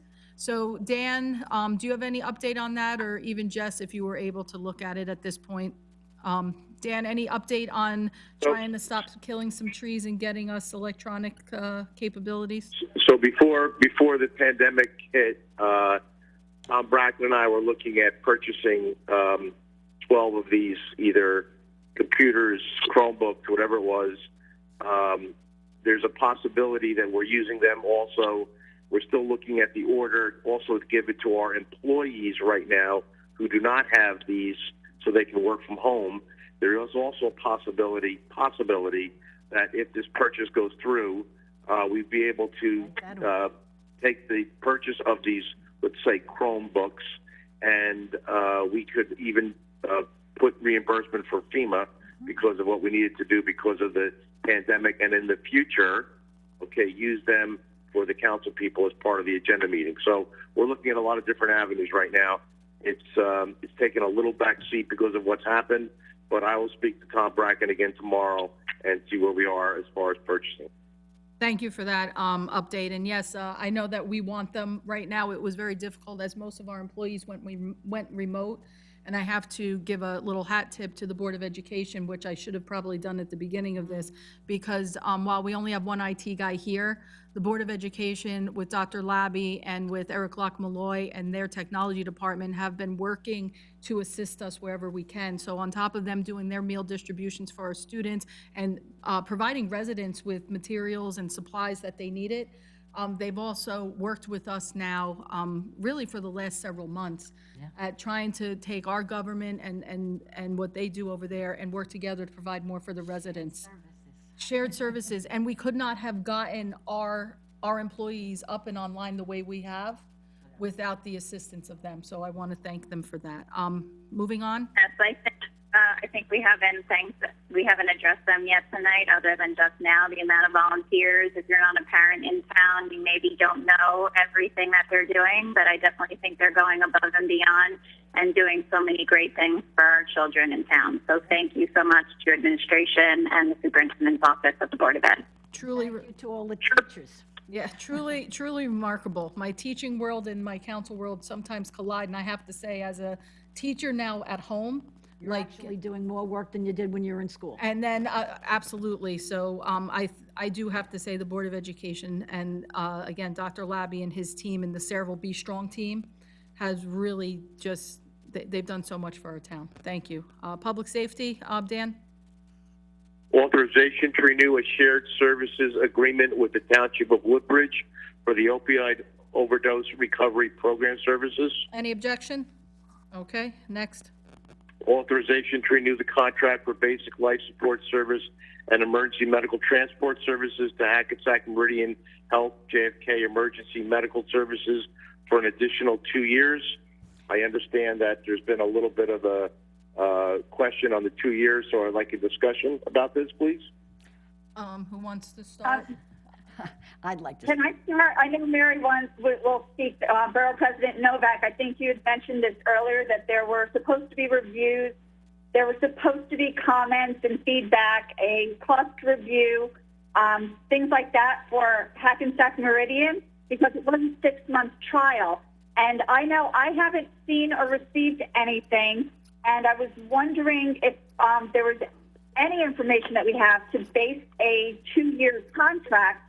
My understanding about this 6 months was it was going to be reviewed to see if it was a good fit and get, again, the feedback of the 2 major EMS captains to see if this is the right direction. I can shed some light very quickly. I just want to say, I think we need to renew this. Unfortunately, things didn't happen as planned, and they won't happen now as planned because of what we find ourselves in. I think that this should be renewed. I just don't think it should be 2 years. I think we should give another 6 months extension because the contract, when we originally discussed it, was only going to be for a year. So we did it in 6 months. Yes, we have not done all the review that we should have, but guess what? We can't do it now. The contract runs out at the end of this month. We must renew it.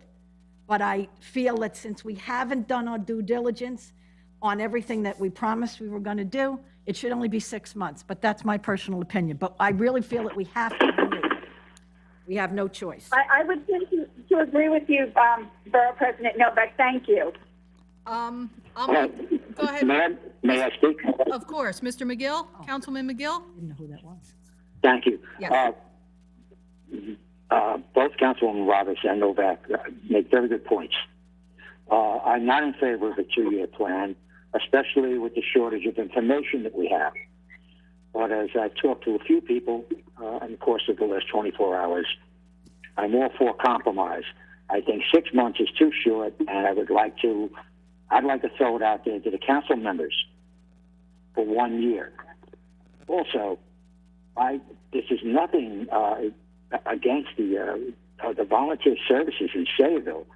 As a matter of fact, they're running their tails off, and I don't know what I'm saying here with this statement, but we've just contracted out the 54 out-of-state ambulance services to come into New Jersey to help us, not just with COVID-19, but regular emergency runs, and they're based out of the Meadowlands. So we are really in short supply now.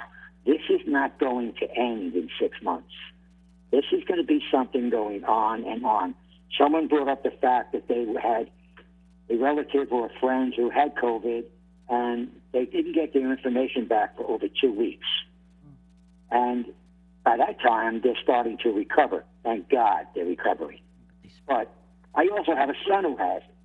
I don't brag about it, but I have a son who has it. And that's what's happening with him. He's never seen the inside of a hospital, never seen a doctor except for the people from EMS that came, and they were very good with him, and he was on quarantine at home. But I think 1 year is a great compromise to work this situation out. Thank you very much. Dave, I agree with you. Councilman McGill, this is Councilwoman Marr. I agree with you. I definitely think 1 year is a great compromise. I've talked to residents and police officers who definitely think we should renew the service, and I've heard nothing but things. I also think that we should consider 7 days a week. I think right now we only have them for 5 days a week, but I definitely do think that we should renew it. Thank you very much. That's a good point. I forgot. Um, It's only 5 days. My 2 cents I on would this. also like to piggyback off of what Councilman And I Gill guess said I- as well. I think 6 months is going to put us in another bind. That brings us to October. If we do it for another year, I feel like that'll give us more time. And yes, we can analyze the data, but also have coverage at the same time. Thank you. That was Councilman Delina for those that are listening in. Council, Mayor, just one more thing. Of I course. want to make it clear that volunteer services in Sayreville were here long before, pay for the ride with the hospitals. I understand that, and I've always been grateful for that. Just want to make that clear. thank you for that. Councilman Enriquez? You're Thank welcome. you, Mayor. I don't know, unfortunately, I still think that COVID-19 will still be here in 6 months, and we don't know how taxed our services are gonna be, our EMS services. So maybe a year would be a better compromise, just because you don't want to lose a contract and not be able to get another one as good as we have. I know you probably would, but I'd feel better, and I'm sure our residents would feel better knowing that they definitely have that type of coverage, at least for another year. And that's my 2 cents. Thank you. Thank you for that. I will just add this, I agree with the statements that were made. I too think that a 1 year is a better route to go here. I did get a phone call earlier today by Don Riley, who is president of, is it president? I want to make sure. President of Morgan. President of our Morgan First Aid Squad, and he did express some concern with the 2-year. He felt that was too long. He had originally stated that, 6 months was something he was looking at, and I talked to him, and I actually mentioned the same thing you did, Councilman Enriquez, and a few of the others on the phone.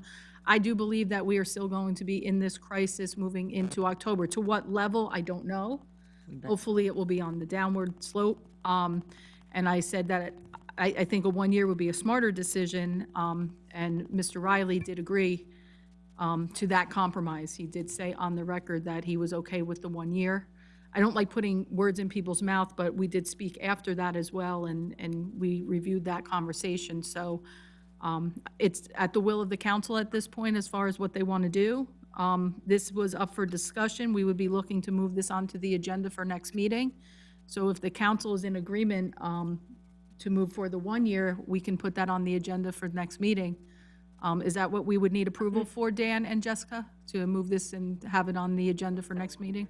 For a resolution? For a resolution. Do we want to do I'll make that resolution. So we already have Dave ready to move that resolution. Is that what we need to do in this case, or can we just have it on the agenda? Okay, so for next meeting, please, Jessica, can you have that on the agenda for a 1 year renewal for Hackensack Meridian? Thank you so much. Thank you. This is Councilwoman Roberts. May I ask a question on that? Of course. So should we go for a year, which is what we're agreeing to? Is there any way to put certain milestones in to ensure that we get the cost and effectiveness reviews periodically so that we can monitor that and not find ourselves in the same position? Well, Good point. I don't know if we can renegotiate what we're renewing. We would have to, All we have to do is live up to the promises that were made. they're We were already in told- there. Yeah, but what I'm saying is that it's 6 months. We haven't lived up to any of them. I Well, mean, I understand that according to the police department, they're getting monthly reports, but we're the ones that need the monthly reports because we're the ones that have to vote on this. oh, that brings up a good point. Dan Frankel, how does the chief and our OEM feel about this Hackensack's performance? Do we have, We received a letter from the email from the chief saying he was very pleased with the performance, but understanding Councilman Yes. Novak's request, okay, Captain Kiernan, who's in charge of this project, was getting and is getting monthly reports from Hackensack Meridian. Okay, we will make sure that those reports will now come to Captain Kiernan and myself, and we'll make sure that those reports will be disseminated to every council, to the mayor and to the council, so they can review it on a monthly basis. okay, thank you very much. I And appreciate as that. as soon as feasible, because again, like I said, who knows when, we cannot afford to. Per Councilman Novak's request, okay, I requested Hackensack Meridian to send me in the next 48 hours all the reports they sent to Captain Kiernan from when they started till now. And when I get those reports in my email, I will forward it to the mayor and council so they will see the former reports and all future reports. Thank you, Dan. Thank you, Dan. I just wanted to say, too, it's not going to happen anytime soon, and we can't beat a dead horse about what has not happened. But as soon as feasible with this epidemic, that we do meet with the first aid squads and perhaps get some seniors involved to give us some feedback on this. Again, it's not going to be anytime soon, but as soon as possible, idea. that we Great start idea. to do these things. Okay, any other comments? Moving on then, continue with your report, Mr. Frankel. Under recreation, we need to have a discussion on a special event application by the Darrell Arcom School to be held May 24th in Kennedy Park. Do we want to tell them that we can't have this because of what's going on with the COVID and the public gathering that we have from the state mandate right now? I think we have to. I mean, we're not issuing any permits to even our recreation, our soccer teams and everything. How can we issue? I know you agree with me. This is Michael Dupont. I would recommend that you do that just in accordance with the governor's order. There's no way that you're going to be able to issue this out because the governor's orders of shelter in place go to May 9th. Yes. And I'm sure if in fact there's probably going to be some limitations on any opening of the community and the economy. So I would recommend that you decline this at this point in time. Thank you. Any objection from the council? No, okay, so thank you, Jessica. Then you'll take care of that for us. Continuing. And we need the same discussion on the Memorial Day parade. I've already been in contact with Stanley Droll. He had reached out to me a couple weeks back, actually, because they usually start putting the planning together in place for the Memorial Day Parade way in advance in order to secure the people to participate in the parade. And they were already moving towards doing a modification of that parade in anticipation that this was the state we were going to be in. They had asked me how I felt about if they forego the parade and if it allows, if our social distancing measures and executive orders allow, they would work on putting together a very small ceremony that would be in compliance with the executive orders at a different location, and that they would communicate that to us as a council. In the event they have to cancel completely, then they would let us know. But they were already in the works of saying, listen, we're not going to move forward with this parade. And I think it was very smart, and I appreciate that the gentleman worked so hard and so early on this. And I told them that from my perspective, I would support whatever they were most comfortable with. Whatever they want to do. Whatever they wanted to do. Does the council have any comments or want to stray from that direction, that we allow them to put in place a ceremony that they feel is most appropriate, if they can? If they can, and if circumstances change, they cancel it. And of course, they'll come to us with any changes or amendments in order to make sure that we're up to date on that. But these gentlemen are extremely conscientious of the situation going on, and they want to keep themselves as well as our residents safe. Yes, they are. So, are we okay with that? Wonderful.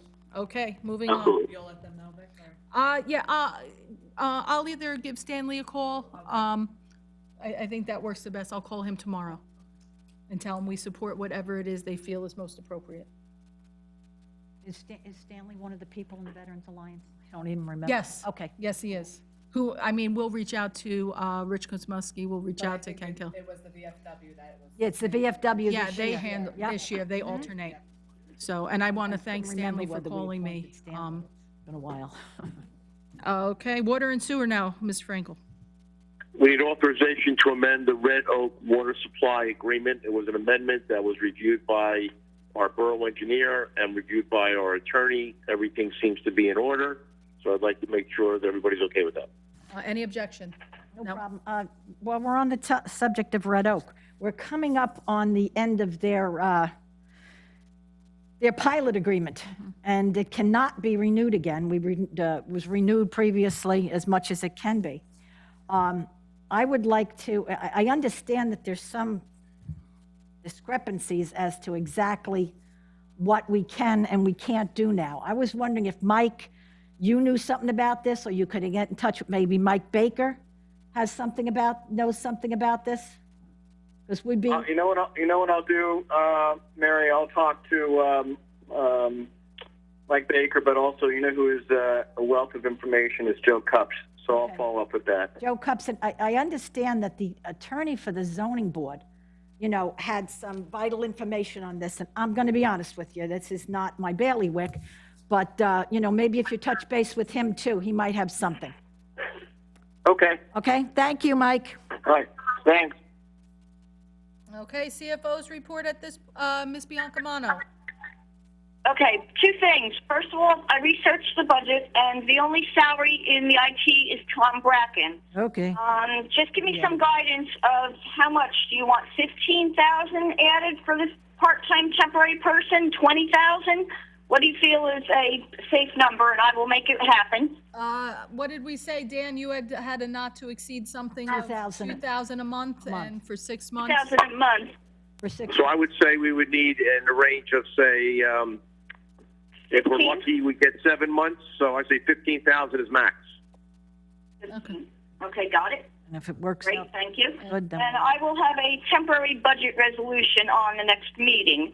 As you all, and I just want to give a little background on it. As you all know, we were operating on a temporary budget before COVID-19 occurred, and had all intentions of probably introducing and adopting our budget before this meeting tonight. Now that the state has pushed their fiscal year back to September 30th, the earliest we will probably be able to adopt our budget would be sometime in October, because the state will not be able to certify our numbers until after they adopt their own budget. So I will be doing another temporary budget to add, additional money into my temporary budget to carry us through to that point in time. I just wanted to give everybody a heads up on that. We are allowed, and we can introduce our budget. We can also hold a public hearing on the budget, but obviously after the public hearing, everything gets put on hold until the state, till they adopt their budget. So I just wanted to give everybody some information on that. That will obviously also affect our new capital projects. Anything in the 2019 budget and prior budgets that we haven't accomplished, our capital projects, we can still do them.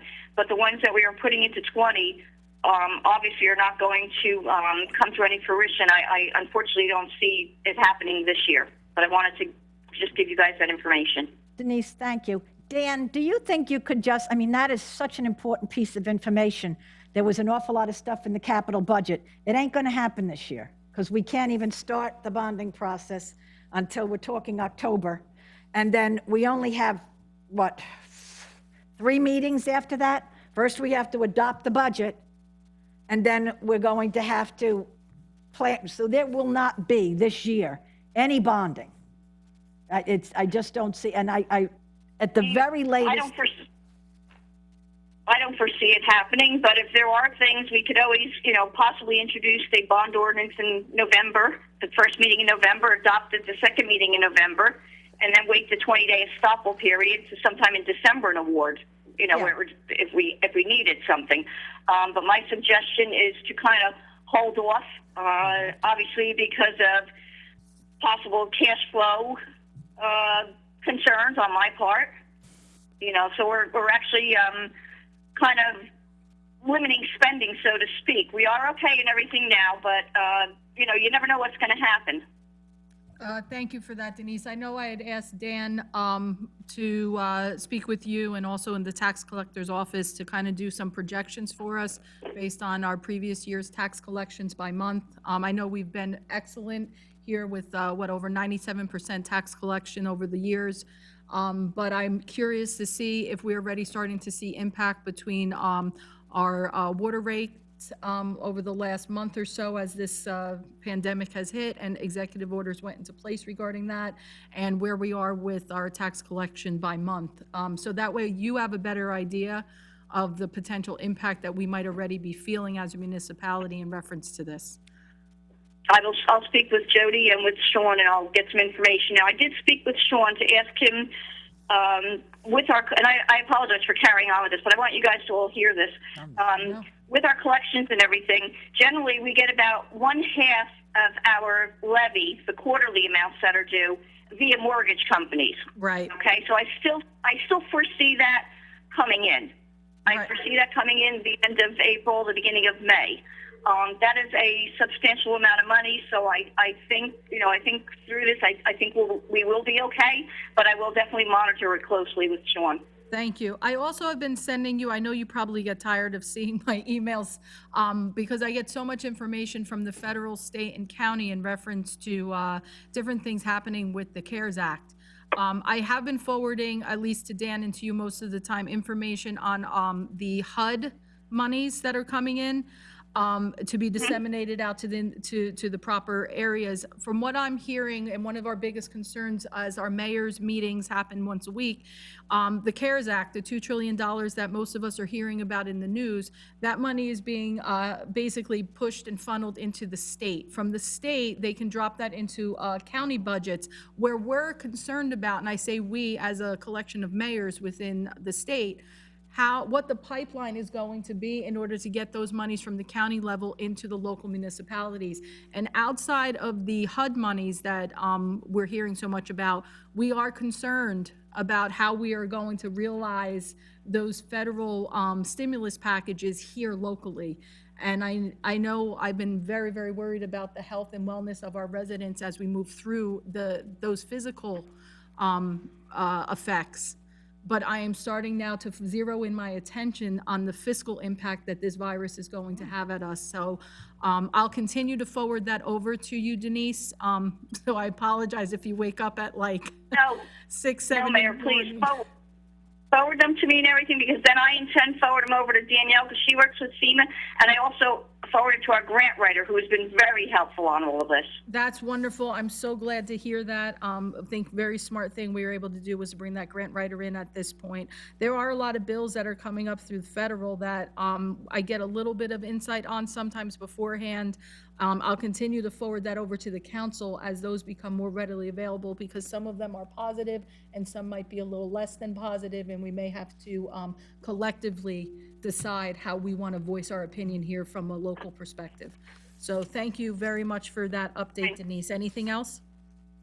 No, that's it, Mayor. Thank you. Thank you. What I'm concerned about is I talked to Denise. You remember we were asked, had the state, one of the questions we were asked, has the state, put off people paying their taxes? Right. And even though this, God forbid, I hate to say it, God forbid the state do that, an awful lot of people would say, oh, right, if I don't have to, I won't.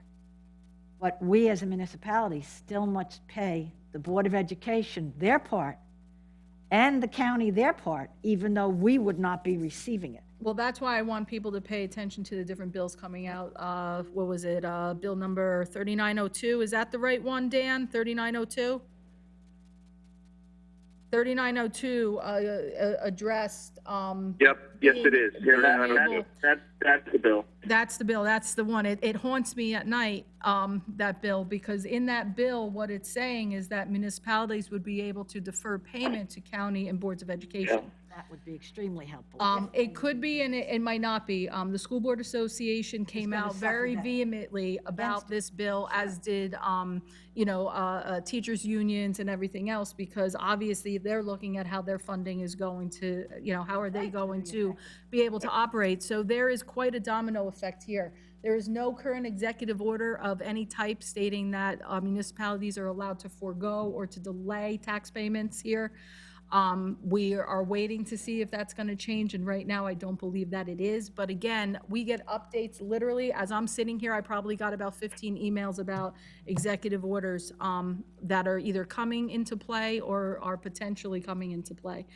And we need to be very, very aware of those things. So, And again, if we could, Dan, if you could do me a favor and just touch base with the department heads and explain this, because I only really found it all out today, that we will not be bonding. We cannot bond until we have a budget in place. And we won't have a budget in place until the state does this, and they've extended their year to the September 30th as opposed to June 30th. right. I don't want the police department needs cars, and the sanitation department needs a garbage truck, and the fire company didn't get a truck last year. They needed to get a truck this You year. got half of it. And I just want people to understand why this isn't going to happen. And we will do it as soon as we can, but it's not going to be like we're doing bonding ordinances in April, like we usually try to do. As soon as we get that budget totally approved, we try to do this. Hopefully, maybe this will resolve, the state will start to get their sales tax in, and they'll finish their budget sooner than expected, but Murphy's Law puts that in great doubt. So, okay, moving on now to our engineers report. Jay? No report, Madam Mayor. Thank you. Thank you. Borough Attorney's report, Mr. Dupont. No report, Mayor. Thank you very much. Anything for exec session?